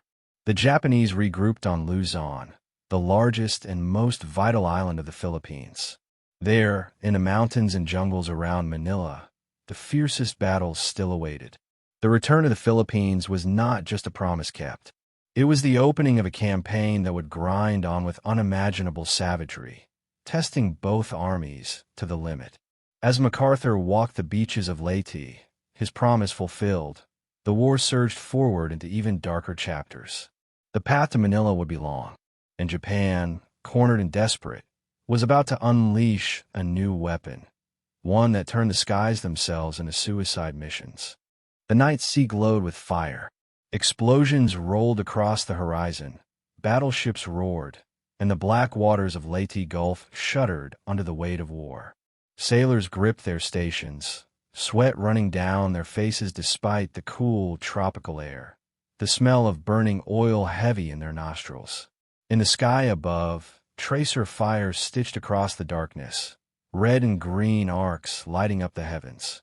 Below, destroyers darted like wolves, torpedoes streaking through the surf. It was October of 1944, and the largest naval battle in human history had begun. Japan called the Operation Shogo the Victory Plan. It was their last gamble to save the Philippines, and with it, their empire. The American landings on Leyte threatened to sever Japan from its vital supplies of oil and resources in Southeast Asia. If the Philippines fell, the empire would be strangled. So Japan threw in everything. For separate fleets, nearly 70 warships, including battleships, cruisers, and carriers. Among them sailed the Yamato and Musashi, the largest battleships ever built, their guns the size of railway locomotives, their armor thicker than any before. This was to be the decisive battle they had long dreamed of, a strike to cripple America's navy and reverse the tide of war. Admiral William Bull Halsey and Admiral Thomas Kincaid commanded the American side. Their fleets were massive, bristling with carriers, battleships, and destroyers. But the seas around Leyte were vast, and the Japanese plan relied on deception. Their carriers, nearly empty of planes after the Marianas disaster, would be used as bait, luring Halsey's powerful carrier groups north. Meanwhile, two other Japanese forces, one under Admiral Kurita and the other under Admiral Nishimura, would sweep in from the west and south to strike the vulnerable American invasion fleet anchored at Leyte. It was a plan of cunning and desperation. The first clash came in the Saipan Sea on October 24th. American carrier planes swarmed Kurita's fleet, diving through clouds, bombs screaming down on the Musashi. Time after time, torpedoes slammed into her hull, bombs cratered her deck. For hours, the Leviathan endured, her crew fighting fires, water pouring into her compartments. But even giants can bleed. By dusk, Musashi was mortally wounded. The order came to abandon ship. Sailors leapt into oil-slicked waters as she rolled onto her side and slipped beneath the waves. More than 1,000 men went down with her. The sea had claimed one of Japan's greatest symbols of naval power. But Kurita did not turn back. His fleet, though battered, pressed on through the San Bernardino Strait. To the south, Nishimura's force entered the Surigao Strait and sailed straight into a trap. Waiting for him was Admiral Jesse Oldendorf with a line of American battleships and cruisers. It was the last battleship duel in history. American destroyers charged first, launching torpedoes that ripped into Japanese hulls, flames shooting skyward. Then Oldendorf's battleships, some survivors of Pearl Harbor, opened fire in a classic crossing the T maneuver, cutting across Nishimura's line and pounding his ships from both sides. Shells ripped through decks, turrets exploded, ships vanished in towering fireballs. By dawn, Nishimura's fleet was annihilated, reduced to burning wreckage drifting in the strait. Yet the greatest drama unfolded off Samar. On the morning of October 25th, a small American escort group, Taffy 3, found itself facing Kurita's main force of battleships and cruisers. The American ships were light carriers and destroyers, meant only for support, not for head-on battle. But retreat meant slaughter. So they fought. Destroyers charged against impossible odds, torpedoes streaking toward Japanese giants. Shells the size of trucks slammed into their hulls, tearing steel apart, flames engulfing decks. Yet the Americans pressed on. Carriers launched every plane they had, armed or not, dive bombers and torpedo planes swarming the Japanese, machine guns blazing, even dropping depth charges when bombs ran out. Smoke screens cloaked the tiny ships, flares lit the sky, chaos reigned. One by one, destroyers like the Johnston and the Hull were pounded into the sea, their crews fighting to the end. But the ferocity of their defense stunned Kurita. Believing he had stumbled into the main carrier fleet, uncertain of his position, he ordered a retreat. Against all odds, Taffy 3 had turned back one of the most powerful fleets ever assembled. For the men who survived, the memory of that day never faded. the thunder of shells, the acrid stench of smoke, the cries of the wounded, the sight of comrades clinging to debris as their ships slipped beneath the waves. Meanwhile, to the north, Halsey had taken a bait. Lured by the decoy carriers, he drove his fleet away from Leyte, chasing the Japanese northward. There, American planes struck again, sinking carriers Zuikaku, Zuho, Chitos, and Chiyoda. Flames consumed their decks, sailors hurled into the sea. The last of Japan's great carriers were gone, leaving the Empire's navy crippled beyond repair. Yet Leyte Gulf was more than a clash of steel. It was the dawn of something new, something terrifying. On October 25th, Japanese pilots launched the first organized kamikaze attacks. These were not reckless crashes, but deliberate suicide missions. Young men, barely trained, were ordered to load their planes with bombs and aim them directly at American ships. For the first time, sailors watched as enemy aircraft did not veer away, did not break off, but plunged straight into their decks in balls of fire.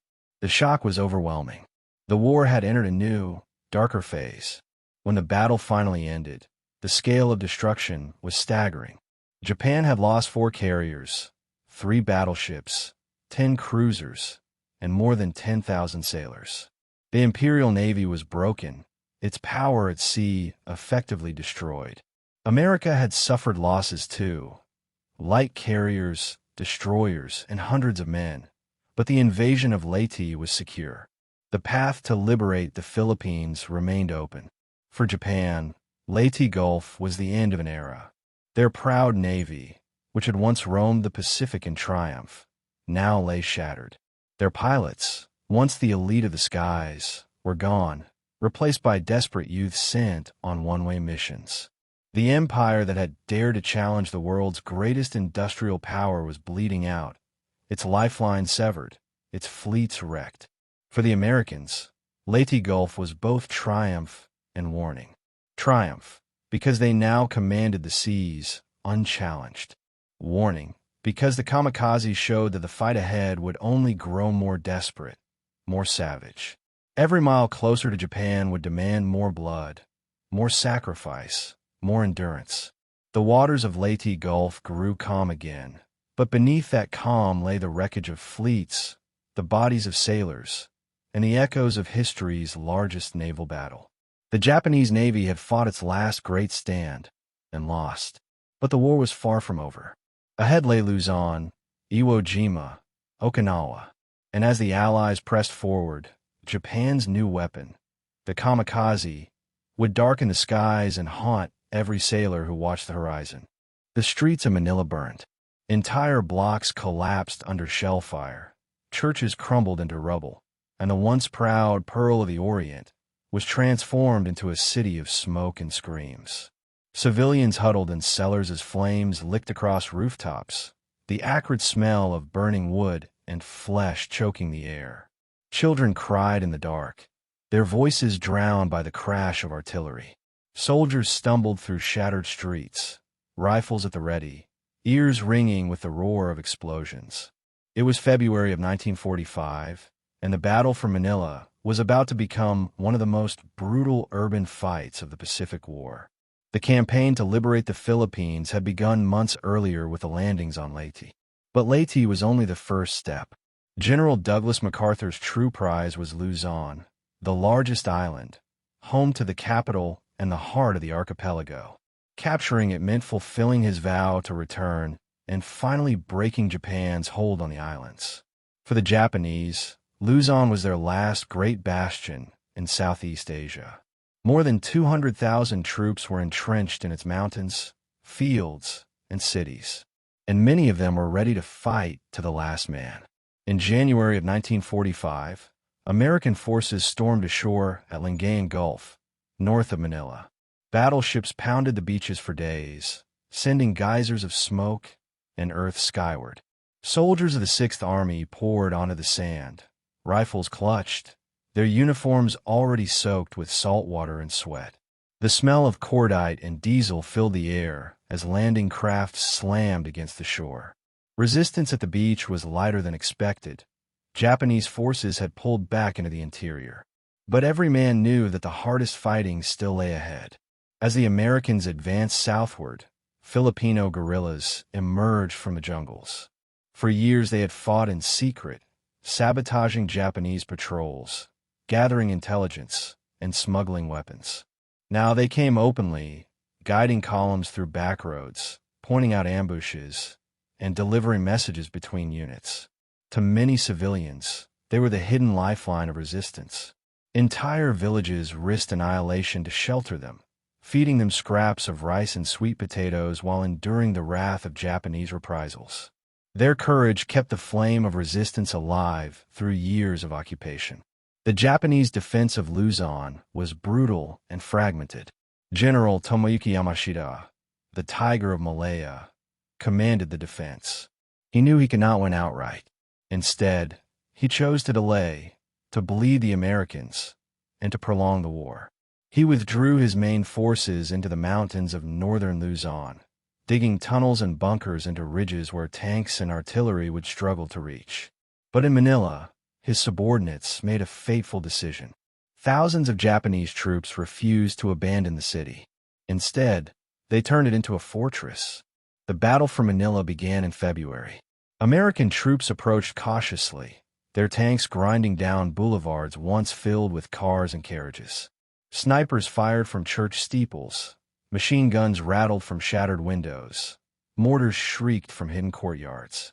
Civilians screamed as artillery shells slammed into neighborhoods, roofs collapsing in showers of brick and dust. The air reeked of smoke and gunpowder, every street corner alive with danger. House by house, block by block, the battle raged. Marines and soldiers blasted through walls with explosives, flamethrowers roared, and the city became a labyrinth of rubble and death. Civilians were trapped in the crossfire, many unable to flee. Families huddled in churches, schools, and hospitals, praying for mercy. But mercy was scarce. Japanese troops, cornered and desperate, committed atrocities, massacres of men, women, and children, bayonets flashing, grenades tossed into crowded rooms. The cries of the helpless echoed through the ruins, carried on the smoke-filled wind. The Americans fought with ferocity, but also with caution, knowing civilians were everywhere. Tanks rolled cautiously, their treads grinding glass and stone, their cannons blasting apart bunkers. Infantry crept forward through alleys, rifles raised, nerves raw. Each corner might conceal a machine gun, each basement a grenade. The fighting was intimate, brutal, hand-to-hand in many cases. Soldiers recalled the smell of burning flesh from flamethrowers, the sting of dust in their eyes, the taste of blood and sweat on their lips as they pressed forward inch by inch. The destruction of Manila was nearly total. Shellfire flattened entire districts, fires raged unchecked, and by March the city was a charred skeleton of its former self. The once grand buildings of Intramuros were reduced to rubble. More than 100,000 civilians were dead, killed in the crossfire, massacred, or lost to starvation and disease. Survivors remembered the silence afterward, the city eerily quiet except for the buzz of flies over the ruins. Manila had been liberated, but at a terrible cost. Beyond the capital, the struggle across the Philippines continued. In the mountains of northern Luzon, Yamashita's men fought from caves and tunnels, defying American artillery and airstrikes. Soldiers climbed steep ridges under constant sniper fire, the air thin, their legs aching, their uniforms torn by rocks. Mortars thundered, grenades echoed in valleys, and hand-to-hand clashes erupted in the darkness of caves. For months, the fighting dragged on, relentless, exhausting, with no quarter asked and none given. In the Visayan Islands, Japanese garrisons resisted with equal fanaticism. American and Filipino troops advanced through jungles alive with insects and the reek of rot. Rivers ran high with monsoon rains, boots squelched in mud, and every step forward meant risking ambush. Guerrillas continued to strike, their machetes flashing in the undergrowth, their rifles firing from hidden ridges. They guided American columns through trails, their knowledge of the terrain saving countless lives. For civilians, the occupation had been years of horror. Food was scarce, rationed or stolen by Japanese troops. Families starved, children scavenged in fields, mothers traded everything for a handful of rice. Guerrillas lived among them, and civilians paid the price when discovered. Villages were burned, men executed, women assaulted, children left to wander among ruins. Yet still, the people endured. They carried messages, smuggled weapons, and refused to let the flame of resistance die. The liberation of the Philippines was not a single moment, but a long, grinding campaign of endurance. It was the fulfillment of MacArthur's vow, yes, but it was also a story of civilians caught between armies, of guerrillas who fought in silence, of soldiers who bled on mountainsides and in ruined streets. By the summer of 1945, much of the archipelago was free, but the scars were permanent.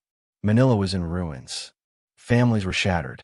Memories of atrocities lingered like shadows that could not be burned away. Yet even in victory, the Americans and Filipinos knew the war was not finished. Japan itself remained, its islands defended with even greater ferocity, its skies now filled with kamikazes, its cities within range of bombers. The battle for the Philippines had shown the world both the hope of liberation and the cost of resistance. Ahead lay Iwo Jima, Okinawa, and finally the question no one dared yet ask aloud: how would the war against Japan truly end? The night sky over Tokyo pulsed red. Flames climbed into the heavens, smoke twisted into choking columns, and the roar of the fire drowned out every human cry. Asphalt bubbled, rivers boiled, and entire neighborhoods vanished in sheets of flame. Families clutched each other in the darkness, their faces lit by the inferno, the smell of burning wood, paper, and flesh choking their lungs. It was March 10th, 1945, and in a single night the city would endure one of the deadliest air raids in human history. The campaign that led to this inferno had begun months earlier. From captured islands in the Marianas, the United States had unleashed its newest weapon of strategic bombing, the B-29 Superfortress. Massive, gleaming machines of steel and aluminum, they carried more bombs, flew higher, and traveled farther than any bomber before them. From airfields on Saipan, Tinian, and Guam, they could reach the Japanese homeland itself. Tokyo, Osaka, Nagoya, Kobe, all were now within range. For the first time in the war, Japan's cities lay exposed to direct, sustained assault. At first, the raids targeted factories and military facilities with precision bombing. High-altitude flights aimed to cripple Japan's war industry, to strike the heart of production. But the results were disappointing. Winds at high altitude, mechanical problems, and thick cloud cover scatter bombs far from their targets. Factories survived, and Japan's war machine kept running. Commanders faced a grim choice: continue with ineffective strikes, or change tactics to something far more ruthless. The man who made that decision was General Curtis LeMay. Hard, unflinching, he believed that if Japan's war industry could not be destroyed directly, then the cities that housed it must be burned. Most of Japan's homes and workshops were built of wood and paper, clustered tightly in narrow streets. To LeMay, the cities themselves were factories, every block producing parts, uniforms, or supplies. Firebombing them would break production, cripple morale, and force surrender. It was a strategy both brutally logical and horrifying in its implications. The first raids began in early 1945. Bombers no longer flew high, but low, skimming only a few thousand feet above the ground. Instead of high explosive bombs, they carried napalm and incendiaries designed to ignite and spread fire. Each cluster of bombs burst into hundreds of smaller canisters, scattering streams of burning gel across rooftops, alleys, and gardens. The effect was immediate and catastrophic. Entire blocks caught fire at once. Flames leapt from house to house, sparks racing through the narrow streets. The night wind fanned the blazes into firestorms. Temperatures soared until steel twisted, glass melted, and human flesh seared on contact. On March 9th, more than 300 B-29s lifted off from the Marianas. Engines thundered, bomb bays packed with nearly 2,000 tons of incendiaries. Their target, Tokyo. At midnight, they arrived over the sleeping city. The first wave dropped flares, bathing the neighborhoods in an eerie green glow. Then the bombs fell. Napalm canisters shattered on impact, flames blossoming instantly, the air filling with a roar like a furnace. Within minutes, the fire spread uncontrollably. Entire districts were engulfed. The city became a sea of flame. Civilians fled in panic. Mothers clutched babies as they ran through smoke-filled streets.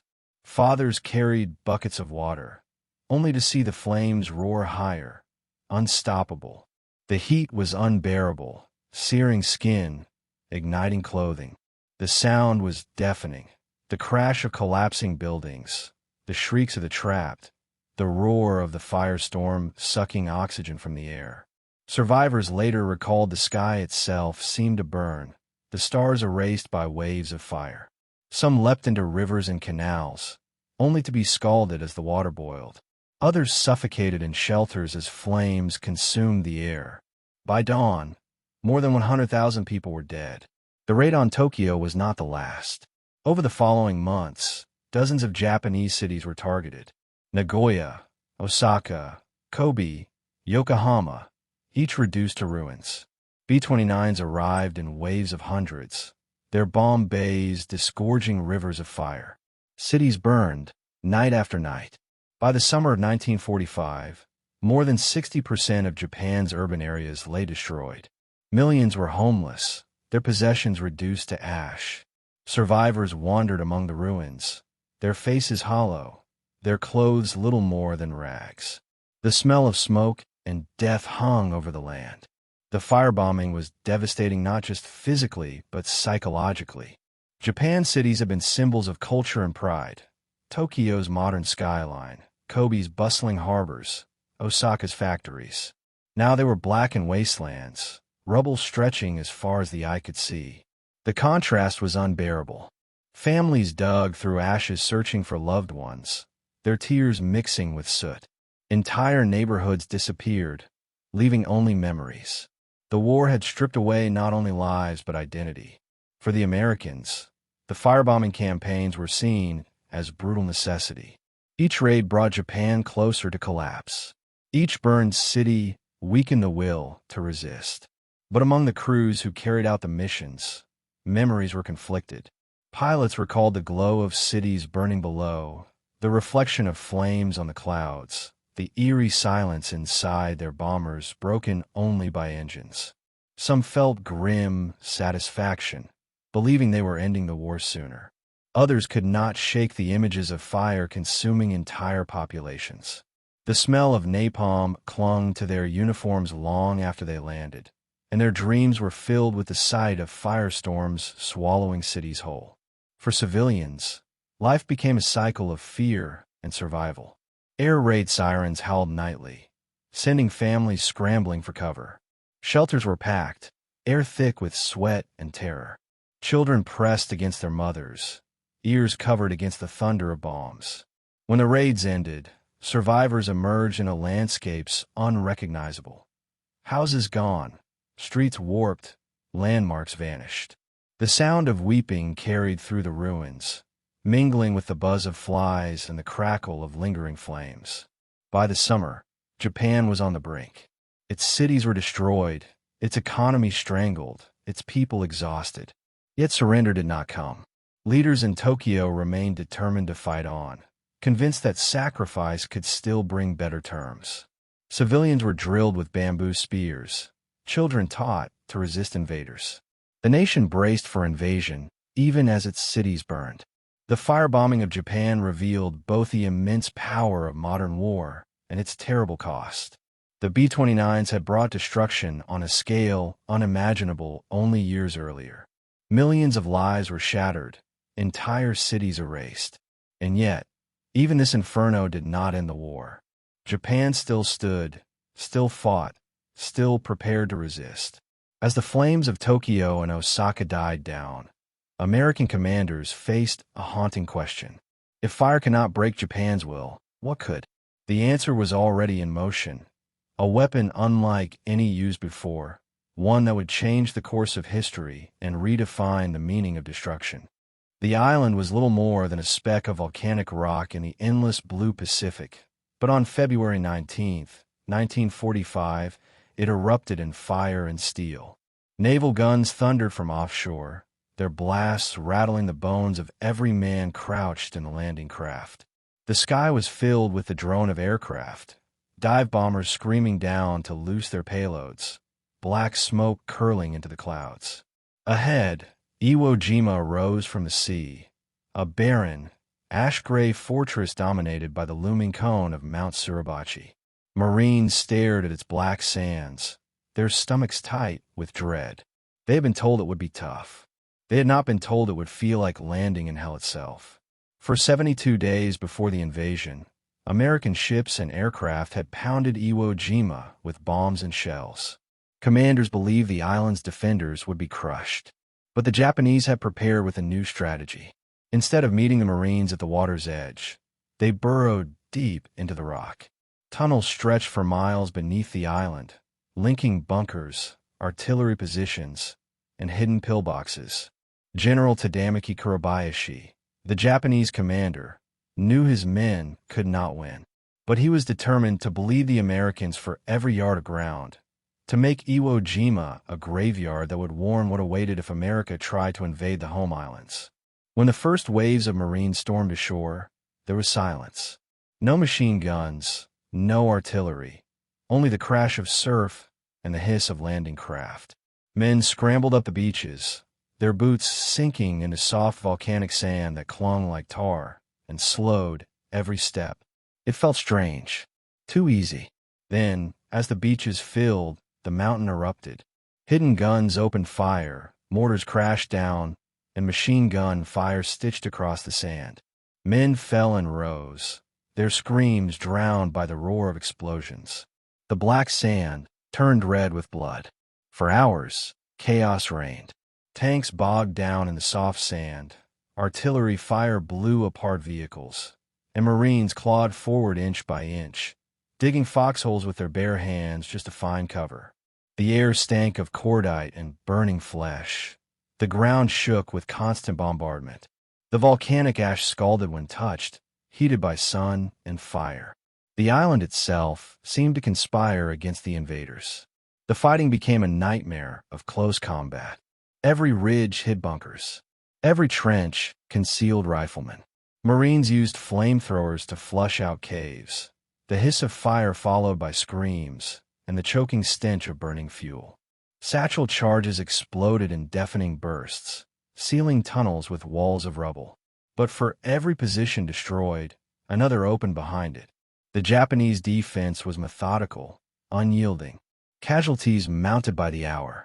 On February 23rd, after days of savage fighting, a patrol of Marines fought their way up Mount Suribachi.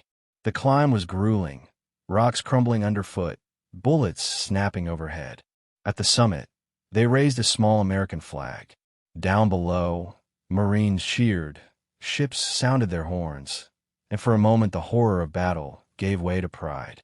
Later that day, a larger flag was raised, captured in a photograph that would become one of the most iconic images of the war. 6 Marines straining together, their silhouettes etched against the sky, the flag billowing in the wind. It was a symbol of hope, but for those still fighting, the battle was far from over. The northern half of Iwo Jima became a death trap. The terrain was a maze of ridges, ravines, and fortified strongpoints. Marines advanced yard by yard, often fighting for days to secure a single hill. Artillery shook the earth. Machine guns rattled endlessly. The air filled with smoke so thick it burned the eyes. The wounded cried out for medics, their voices weak, carried away by the wind. Corpsmen crawled under fire, their armbands marked with red crosses, risking their lives to save others. Every sense was assaulted. The taste of volcanic ash mixed with sweat and blood.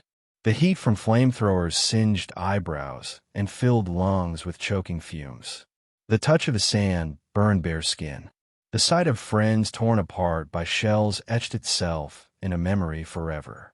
Marines later recalled that the island seemed alive, every cave mouth spitting death, every ridge erupting in fire. The cost was staggering.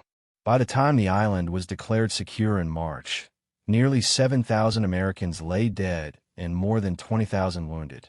Out of 20,000 Japanese defenders, fewer than 200 were taken prisoner. The rest fought to the death or took their own lives. Kurabayashi himself led a final banzai charge in the closing days. His voice carried over the clash of rifles and grenades, his determination undiminished even as the island crumbled around him. For the Americans, the victory was both hollow and necessary. Iwo Jima, barely 8 square miles of volcanic rock, became one of the most important air bases of the war.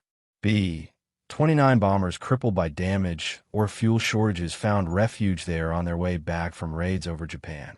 Thousands of airmen owed their lives to that tiny island. Strategically, the sacrifice had meaning. Emotionally, it left scars that never faded. The flag on Suribachi became a symbol of triumph. But for the Marines who fought through the island's caves and ridges, the image was bittersweet. They remembered not only the moment of victory, but the friends left behind, the endless nights of gunfire, the cries of the dying carried on the wind. Survivors spoke of nightmares filled with black sand and tunnels, a fire that never stopped burning. Iwo Jima showed the world what awaited if the Allies invaded Japan itself. If a tiny island defended by 20,000 men could cost America so dearly, what would happen on the home islands with millions ready to fight?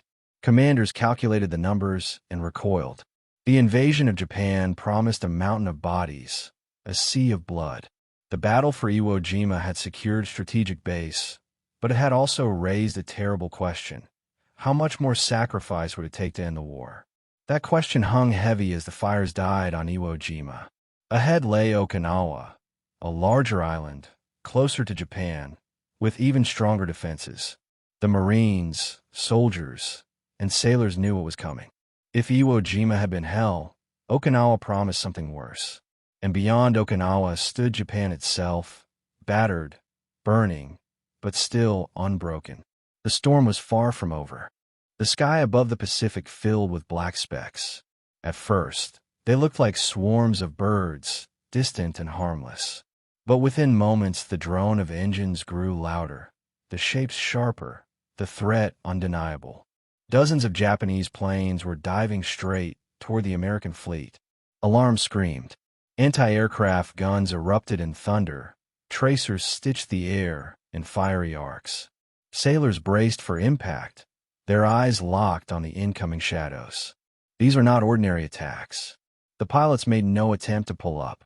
They aimed their planes like human bombs, plunging towards steel decks in explosions of fire and shrapnel.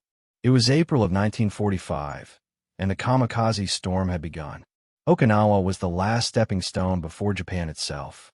Barely 400 miles from Kyushu, the island was both fortress and homeland. To the Americans, it was the perfect staging ground for the planned invasion of the Japanese main islands. Airfields that would allow bombers and fighters to blanket Japan in fire.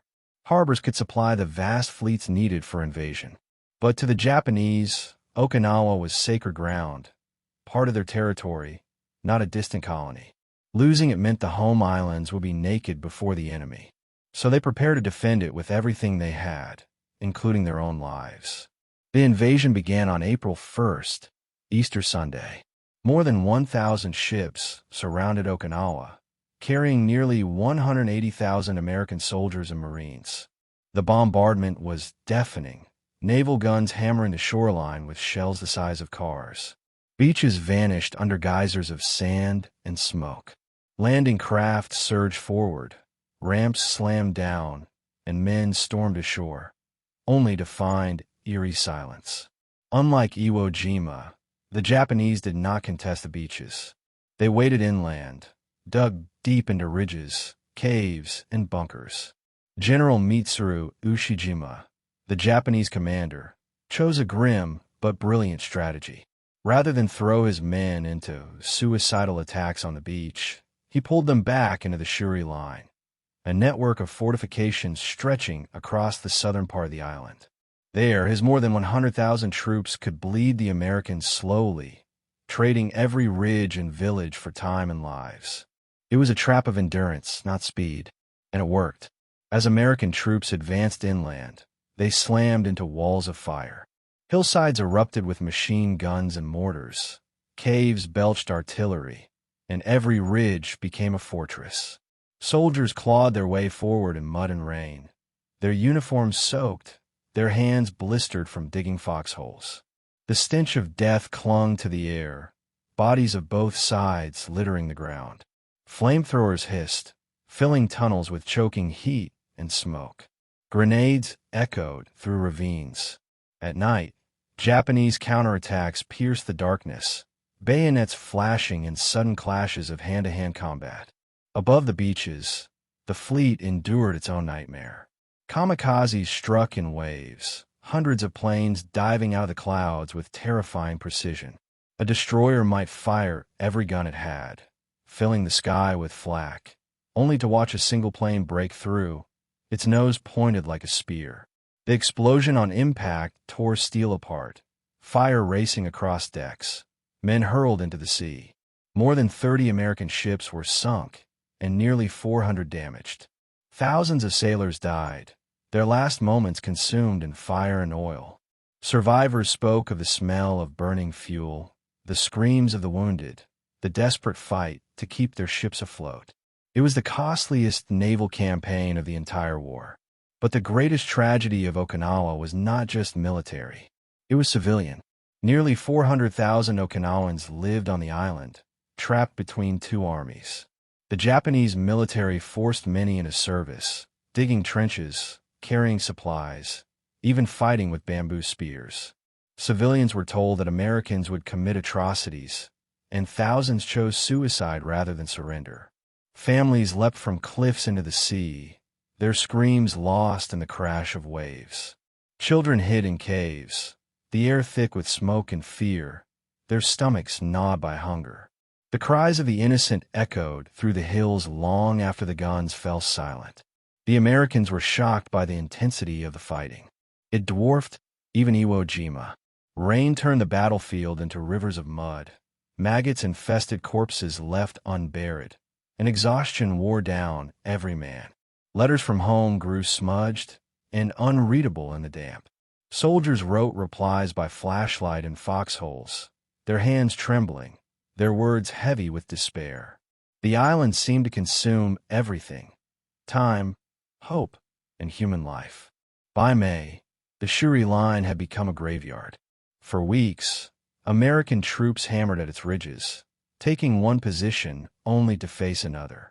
Artillery pounded endlessly, the earth trembling under the barrage. Yet the Japanese refused to break.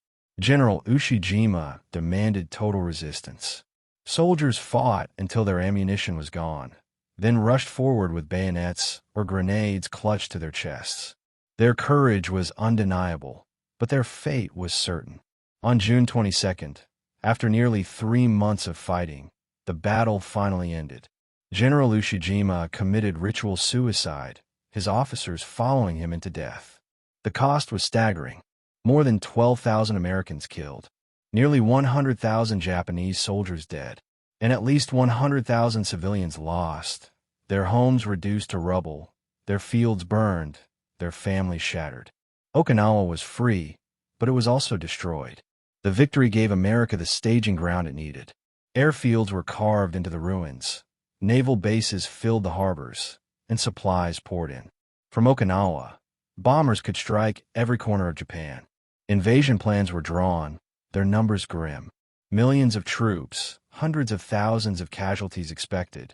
If Okinawa had been so costly, what would the home islands be? The answer loomed like a shadow over every commander's desk. The Battle of Okinawa was both triumph and warning.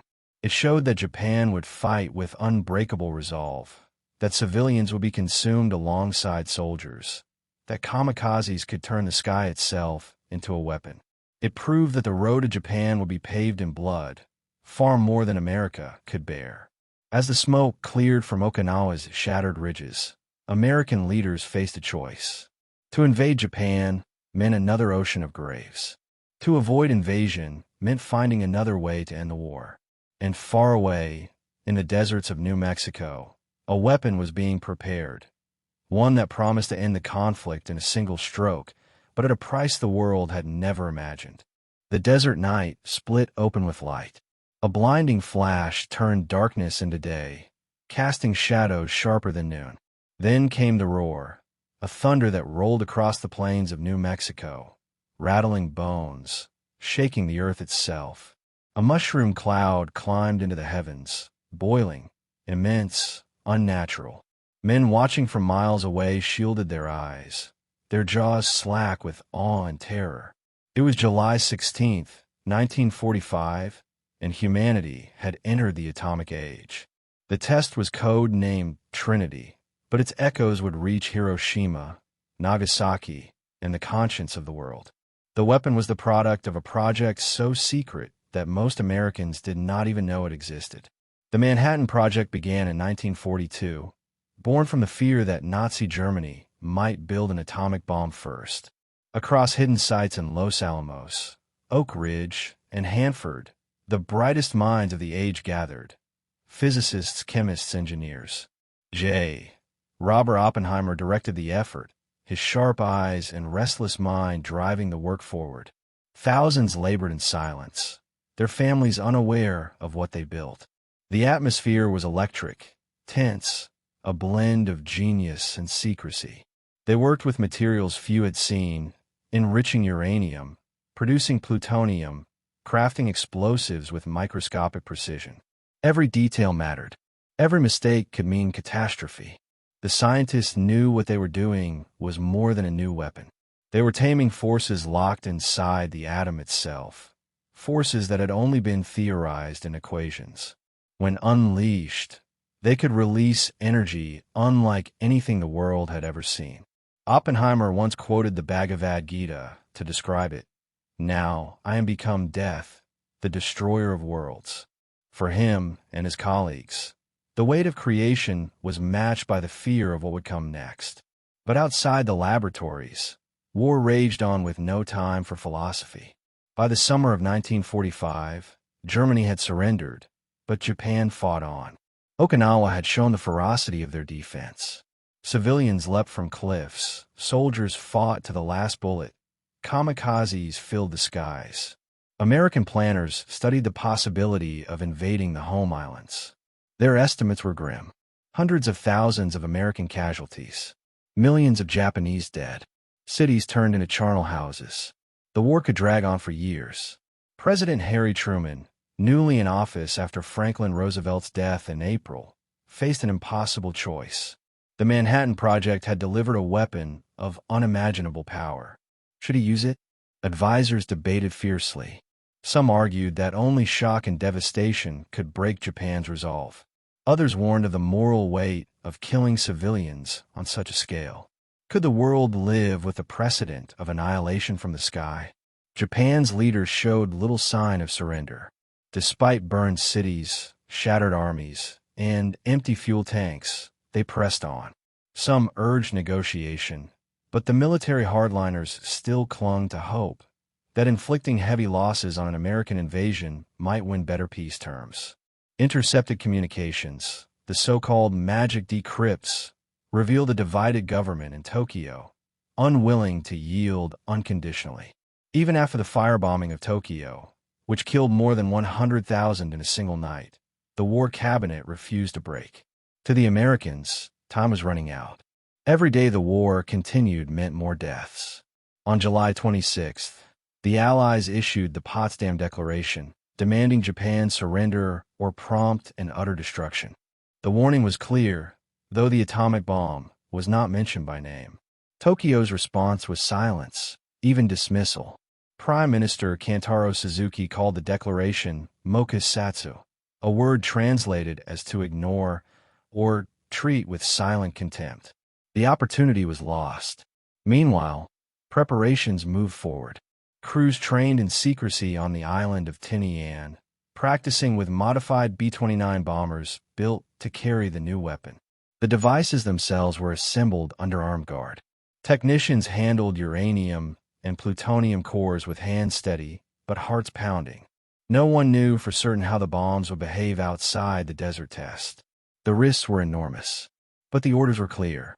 The bombs would be dropped if Japan refused to surrender. The decision weighed heavily on Truman. He considered the alternatives: a blockade, continued firebombing, an invasion. Each carried a staggering price. He listened to military advisors who argued that ending the war swiftly would save lives on both sides. He heard from scientists who begged for a demonstration first, a warning shot in some uninhabited area. Yet he feared Japan's leaders would not yield without the shock of destruction on their own soil. As August approached, the course was set. The weapon tested in the desert would soon cast its shadow over cities filled with families, children, and workers. The men who built it had done their part. The men who carried it prepared in silence. And the leaders who ordered its use believed they were ending a war that had already consumed millions. But in truth, they were opening the door to a new world. A world where cities could vanish in a single flash, where humanity's survival hung on choices made in war rooms and laboratories. The atomic shadow was ready to fall, and in the coming days, it would transform Hiroshima and Nagasaki into warnings etched in fire. The morning began like any other. Children walked to school, shopkeepers opened their doors, and the streets of Hiroshima bustled with the ordinary rhythm of life. The sky was clear, the cicadas sang in the summer heat, and few looked twice at the single B-29 bomber that passed overhead. At 8:15 a.m., the world changed forever. A blinding flash swallowed the city, brighter than the sun, searing itself into the eyes of everyone who saw it. Then came the blast. A roar so violent it flattened buildings, hurled people into the air, and shattered windows miles away. In seconds, Hiroshima was gone. The bomb, nicknamed Little Boy, carried a force unlike anything seen before. Dropped from Enola Gay, it detonated 580 meters above the city center. In an instant, temperatures at ground zero reached several thousand degrees Celsius. Shadows of people and bicycles were burned into stone. Skin peeled away in sheets. Wooden houses ignited. Paper walls vanished in fire. The sound was not a single explosion, but a wave of destruction, a thunder that echoed across the hills, followed by silence broken only by the screams of the dying. For those who survived the initial blast, the world became a nightmare. Mothers clutched children whose hair and clothes were aflame, running through streets littered with corpses. Men stumbled blindly, their eyes seared by the flash, their arms stretched forward as skin hung in ribbons. The smell of burned flesh and charred would fill the air, thick and nauseating. Rivers clogged with bodies as desperate survivors threw themselves into the water to cool their burns, only to drown or be swept away. A schoolgirl later recalled the horror. People's skin was melting. They looked like ghosts walking in silence. In Washington, news of Hiroshima's destruction was met with both triumph and unease. The weapon had worked. The gamble of the Manhattan Project vindicated. President Truman announced that a new force harnessed from the basic power of the universe had been unleashed. But in Tokyo, shock and disbelief gripped the government. Reports from Hiroshima were fragmentary at first, dismissed by some as exaggeration. Yet the scale of destruction could not be denied. An entire city had been annihilated in moments. Still, the war cabinet hesitated. Hardliners insisted Japan must fight on, hoping for better terms or Soviet mediation. 3 days later, on August 9th, another B-29 appeared in the skies, this time over Nagasaki. The mission had nearly been diverted by clouds, but when a break opened, the bombardier released Fat Man, a plutonium bomb more powerful than the first. At 11:02 a.m., another sun was born. The blast ripped through valleys, flattening factories and homes. The Mitsubishi Arms plant vanished in fire. Neighborhoods crumbled into ash. Nearly 70,000 people were killed instantly or within days. Survivors staggered through a wasteland of twisted steel and shattered stone. One recalled the silence afterward. No birds, no voices, only the crackle of flames and the groans of the dying. Together, Hiroshima and Nagasaki marked the birth of the nuclear age. In 4 days, 2 cities had been erased, more than 200,000 lives extinguished. Many more would die in the weeks and years ahead from radiation sickness, a cruel, invisible killer. Hair fell out in clumps, gums bled, fevers burned high. Survivors, the hibakusha, carried scars inside and out, their bodies marked by keloids, their memories haunted by what they had seen.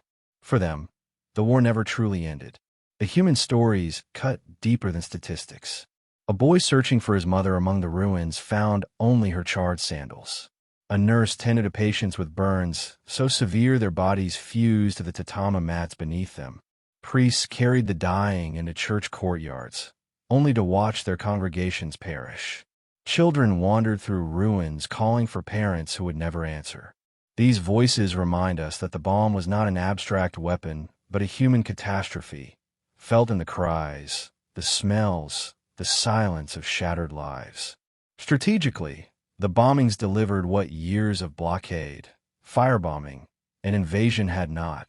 Shock beyond comprehension. The emperor himself, long silent, broke tradition. On August 15th, Hirohito spoke to his people in a radio broadcast, declaring surrender to avoid the ultimate collapse and obliteration of the Japanese nation. For the first time in history, the voice of the emperor reached the common people, carrying both sorrow and resignation. The war was over. Yet debate began immediately, and still continues. Were the bombs necessary? Could Japan have been forced to surrender through blockade and conventional bombing? Did the demonstration of atomic power prevent an even greater slaughter? Or did it open the door to weapons capable of ending civilization itself? For the scientists who built the bomb, pride mixed with dread. Oppenheimer, standing before President Truman, admitted that he felt he had blood on his hands. For the pilots who dropped them, some felt relief that the war had ended sooner. Others carried the weight of what they had unleashed for the rest of their lives. The mushroom clouds over Hiroshima and Nagasaki cast more than shadows. They marked a dividing line in human history. The world had entered an era where a single bomb could erase a city, where the survival of nations could hang on deterrence and fear. The nuclear age had begun not with diplomacy or caution, but with fire and death. For the survivors, the scars endured long after the rubble was cleared. The smell of smoke lingered in memory. The sight of shadows burned into stone haunted their dreams.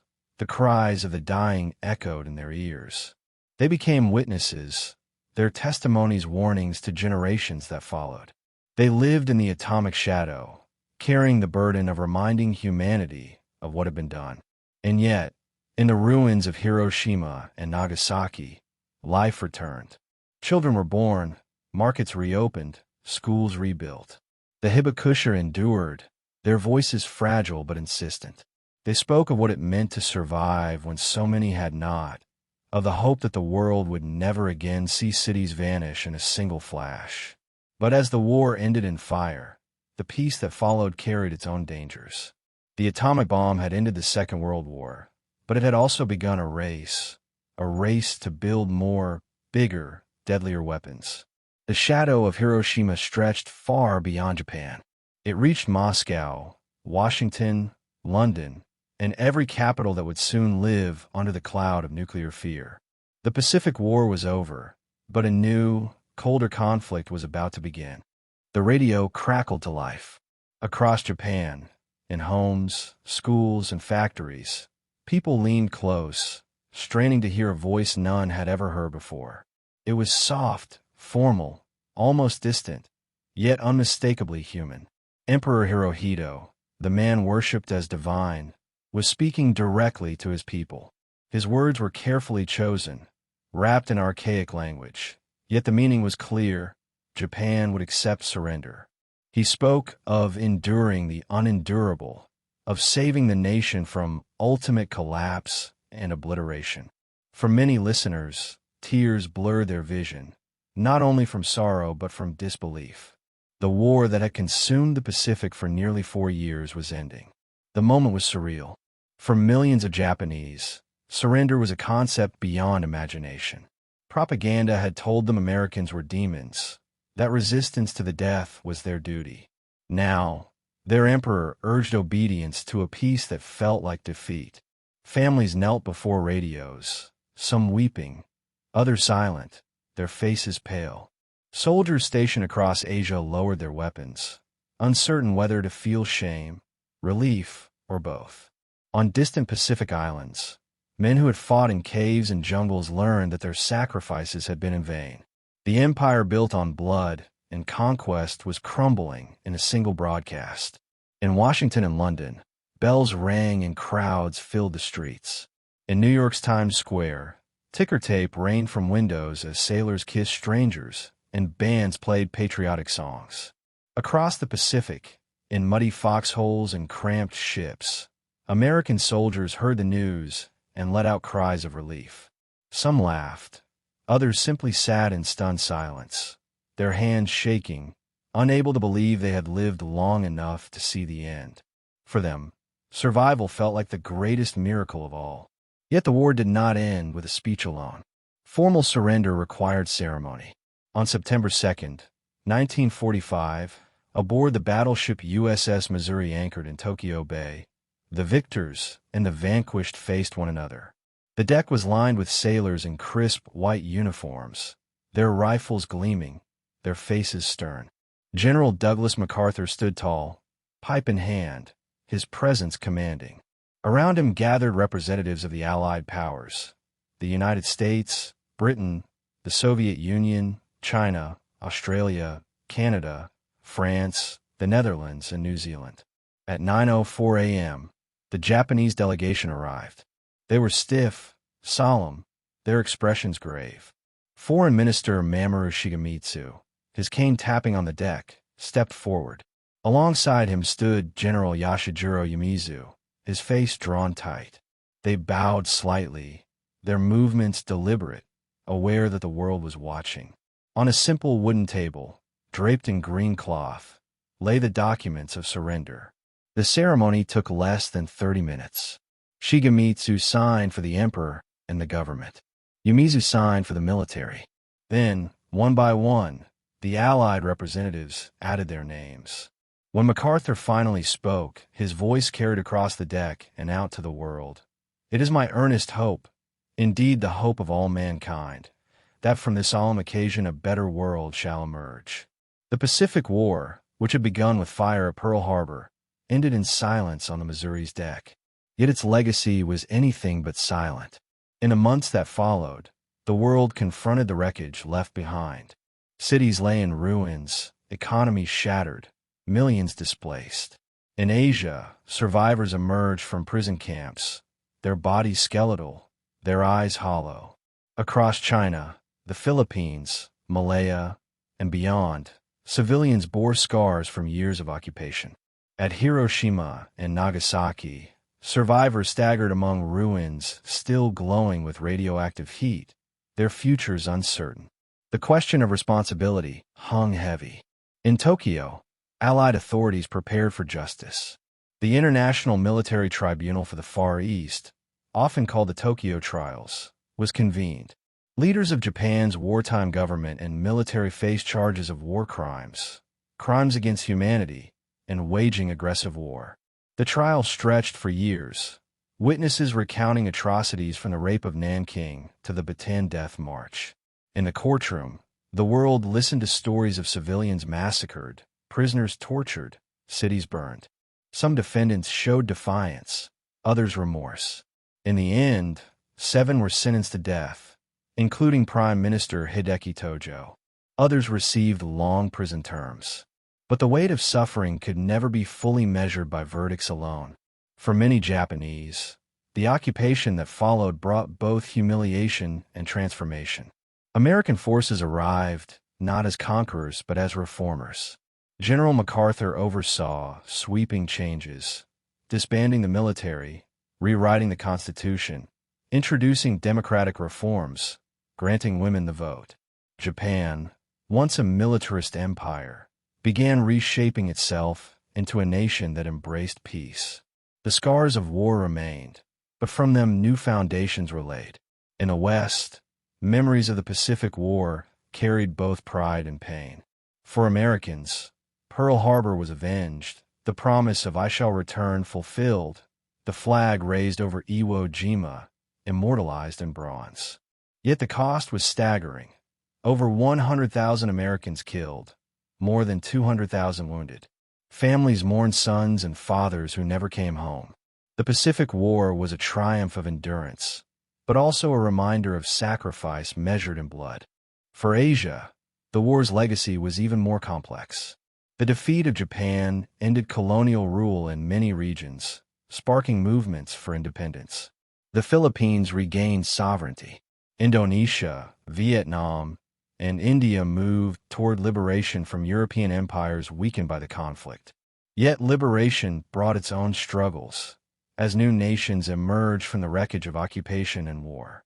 The Pacific War had redrawn the map of Asia, setting the stage for decades of transformation. The shadow of the atomic bomb lingered above all. Hiroshima and Nagasaki were not simply memories of destruction. They were warnings of the future. The nuclear age had begun, and with it came the terrifying possibility of annihilation. The same weapons that ended the war also began a new kind of conflict, the Cold War, defined by the threat of mushroom clouds rising again. Survivors of the bomb, the Hibakusha, became living testaments, their voices pleading that such devastation never be repeated. Decades later, the Pacific War remains both lesson and scar. In memorials across the world, names of the fallen are carved into stone. In textbooks and documentaries, the battles are studied, the strategies dissected, the decisions debated. Yet beyond the numbers and maps are the human stories. The sailor who survived a kamikaze strike, the mother who searched through rubble for her child, the prisoner who endured years in a camp and lived to tell the tale. These voices remind us that war is never only about armies and nations, but about people whose lives are torn apart. The surrender aboard the Missouri closed one of history's most violent chapters, but it did not erase its echoes. The Pacific War left behind questions we still wrestle with: the cost of total war, the morality of atomic weapons, the resilience of survivors, the thin line between victory and devastation. Its legacy is not just in the past, but in the choices humanity faces whenever conflict threatens to rise again. And as Hirohito's voice faded from radios, as pens scratched across surrender documents, as soldiers laid down their arms, the world exhaled for the first time in years. Yet beneath that sigh of relief lay a truth impossible to ignore. Peace had come, but it was fragile, built on ashes and shadows. The lessons of the Pacific War would shape generations to come, and the question left behind was one the future would have to answer. Could mankind learn from the fire, or would it one day be consumed by it again? The war had ended in fire, but the world did not feel at peace. Cities smoldered, ruins still smoked, and in the silence that followed surrender, a new kind of unease settled in. Soldiers returned home to ticker-tape parades, yet their commanders met in closed rooms, speaking of future threats rather than lasting peace. Across oceans and continents, banners of victory waved, but beneath them the seeds of another conflict were already sprouting. A war of shadows, ideology, and fear, one that would not roar with battleships and bayonets, but hum with spies, missiles, and the ever-present possibility of annihilation. From the ashes of the Pacific War, the Cold War was born. Japan, the very heart of the Pacific conflict, became the first stage of this transformation. In September 1945, American forces marched into Tokyo not as raiders, but as occupiers. Their leader, General Douglas MacArthur, was now supreme commander of the Allied powers. He was not simply a military governor. He was architect of a new nation. Japanese citizens watched in awe and humiliation as foreign soldiers patrolled their streets, their boots echoing on the same roads once reserved for imperial troops. The scent of burned wood still lingered in the air, and rubble piled high along every avenue. Into this devastation, MacArthur carried both stern authority and sweeping plans. He dismantled Japan's war machine with ruthless efficiency. Factories that had churned out weapons were repurposed to build tools and machinery. Soldiers stacked their rifles in neat piles, surrendering the weapons that once carried them across Asia. The Imperial Army and Navy, once symbols of terror, vanished overnight. Japan's constitution, rewritten under Allied supervision, renounced war as a sovereign right. Article 9 made it clear Japan would never again maintain forces for aggression. For a people who had lived under the banner of conquest, this was a transformation as shocking as the atomic blast itself. But MacArthur did more than dismantle. He built. He introduced democratic reforms that reached into every corner of Japanese life. Women, once silenced in politics, were granted the right to vote. Land reform broke up vast estates, redistributing property to peasants who had known only toil and hunger. New freedoms filled the air like a breath after years of suffocation. In schools, children no longer bowed before portraits of the emperor, but studied civics and literature that spoke of rights and responsibilities. In courtrooms, justice shifted from imperial edicts to the rule of law. Japan was being reshaped, not as a military empire, but as a democracy tethered to the West. For ordinary Japanese, the experience was bewildering. Families who had once whispered in fear of the Kempeitai, the secret police, now spoke freely in public squares. Housewives cast ballots for the first time, their ink-stained fingers a symbol of change. Shopkeepers reopened markets, the smell of fresh fish and grilled yakitori slowly replacing the stench of ash. Yet the shadow of hunger remained. Rations were thin, malnutrition widespread. Children in tattered clothes lined up for bowls of rice handed out by soldiers they had been taught to hate. Survival, not politics, was their daily struggle. As Japan rebuilt, another force moved silently across Asia: revolution. The collapse of Japanese occupation created a vacuum, and into that vacuum surged movements long suppressed by colonial powers. In the Philippines, independence finally became reality in July 1946. In Indonesia, nationalists declared freedom from Dutch rule, igniting a brutal struggle. In Vietnam, Ho Chi Minh proclaimed independence, though French troops soon returned, setting the stage for another war. Across India, the push for liberation from Britain gained unstoppable momentum. The Pacific War had not only ended Japan's empire, it had cracked open the European empires as well. But while Asia surged with new beginnings, the former allies grew suspicious of one another. The Soviet Union had entered the Pacific War in its final days, sweeping through Manchuria with tanks and artillery, seizing territory with astonishing speed. Red Army soldiers occupied Korea and north of the 38th parallel and claimed the Kuril Islands as spoils. In a matter of weeks, the Soviets had expanded their influence deep into East Asia. For Joseph Stalin, it was not enough that Germany lay divided in Europe. He wanted a foothold in the Pacific as well. In Washington, alarm bells rang. Franklin Roosevelt had once hoped the Soviets could be partners in peace. But Harry Truman saw a rival more dangerous than a partner. Intelligence reports spoke of communist movements gaining strength in China, Korea, and Indochina. Moscow's grip tightened, and the friendship forged in the fight against Hitler and Tojo began to unravel. Former allies, who had shared maps and supplies only months before, now glared at one another across occupied zones. The lines of a new global confrontation were being drawn. Korea became the first fracture. Once a Japanese colony, it was suddenly split in two, almost arbitrarily, along the 38th parallel. To the north, Soviet troops oversaw the rise of a communist regime under Kim Il-sung. To the south, American forces supported a fragile government under Syngman Rhee. For Koreans, it was a bewildering division. Families torn apart, cities split, traditions disrupted. At first, it was meant to be temporary. But temporary lines often harden into permanent scars.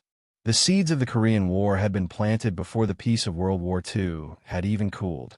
China too was boiling. The war against Japan had left it in ruins, cities battered, villages starved. Yet as soon as the Japanese surrendered, the civil war between Chiang Kai-shek's nationalists and Mao Zedong's communists resumed with fury. Soviet support flowed to Mao's forces, while American supplies bolstered Chiang. China, once united against a foreign invader, now fractured again. For peasants in the countryside, it meant shifting allegiances, endless fighting, and more suffering. For the world, it meant another flashpoint in the widening Cold War. Meanwhile, the bomb cast its long shadow. Hiroshima and Nagasaki had not only ended the Pacific War, they had inaugurated a new era of fear. The atomic mushroom cloud became the ultimate symbol of power. For the United States, it was reassurance that no rival could challenge its supremacy. For the Soviets, it was a challenge to be matched. By 1949, the Soviet Union had detonated its own atomic weapon, shattering America's monopoly. The arms race had begun, a race not of soldiers on battlefields, but of scientists in laboratories. Each side sought bigger bombs, faster missiles, deadlier arsenals. The memory of the Pacific War faded, but its final chapter had written the script for the Cold War. In Tokyo, the International Military Tribunal for the Far East sought justice. Leaders of Japan's wartime government and military stood trial for crimes against humanity. Testimonies revealed atrocities across Asia: massacres, forced labor, medical experiments. The world listened in horror, much as it had in Nuremberg. Yet, even justice was shaped by the politics of the New World. Some defendants were spared to preserve stability, their knowledge and influence considered too valuable in the coming struggle against communism. Morality bent before the demands of strategy. The Pacific War was being rewritten, not only as history, but as prelude to the next conflict. For American soldiers, the war's end was bittersweet.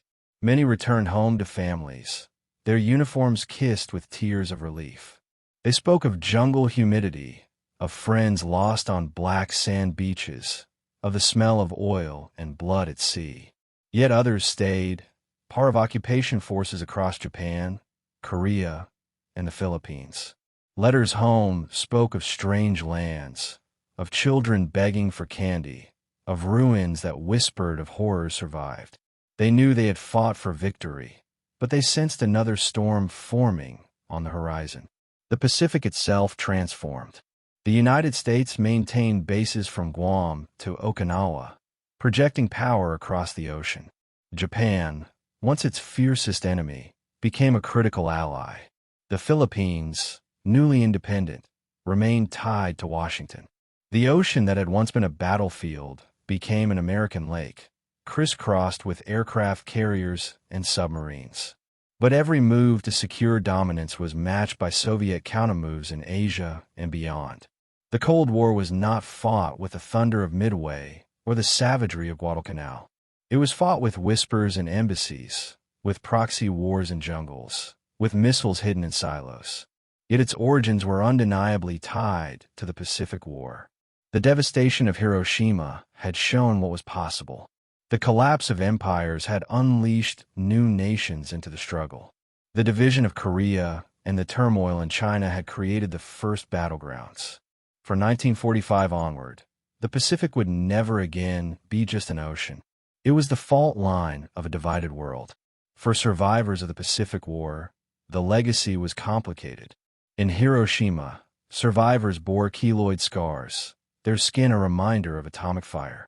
In Manila, families rebuilt homes from ashes, their memories haunted by massacres. In Okinawa, the cliffs where civilians leapt to their deaths became silent memorials. For them, peace was fragile, heavy with grief. And yet they lived on, carrying the lessons of what unchecked war could bring. Decades later, historians would debate endlessly. Did the atomic bomb save lives or destroy unnecessarily? Did Japan surrender because of Hiroshima or because of the Soviet entry into the war? Did the Pacific War truly end in 1945, Or did it simply shift into another form? These questions remain, echoing across classrooms, museums, and memorials. But for those who lived through it, the answers mattered less than the memories. The sound of sirens, the taste of rationed rice, the touch of hands gripping tightly in the dark. The Pacific War ended with Penn's signing surrender aboard the USS Missouri. But its true conclusion came not with peace, but with the dawn of a new struggle. From Berlin to Beijing, from Seoul to Saigon, the Cold War stretched its fingers, shaping the second half of the 20th century. The ocean that had once carried fleets of warships now carried fleets of ideology, suspicion, and fear. And so, the story that began at Pearl Harbor did not end at Hiroshima. It carried on, colder, quieter, but no less dangerous. The world stepped from one fire into another, not a blaze of invasion and conquest, but a smoldering standoff, with humanity itself held hostage by weapons born from the war. The Pacific War was over, but its legacy was unfinished. Because history is never only about what happened. It is about what followed. And in the silence after surrender, the Cold War began.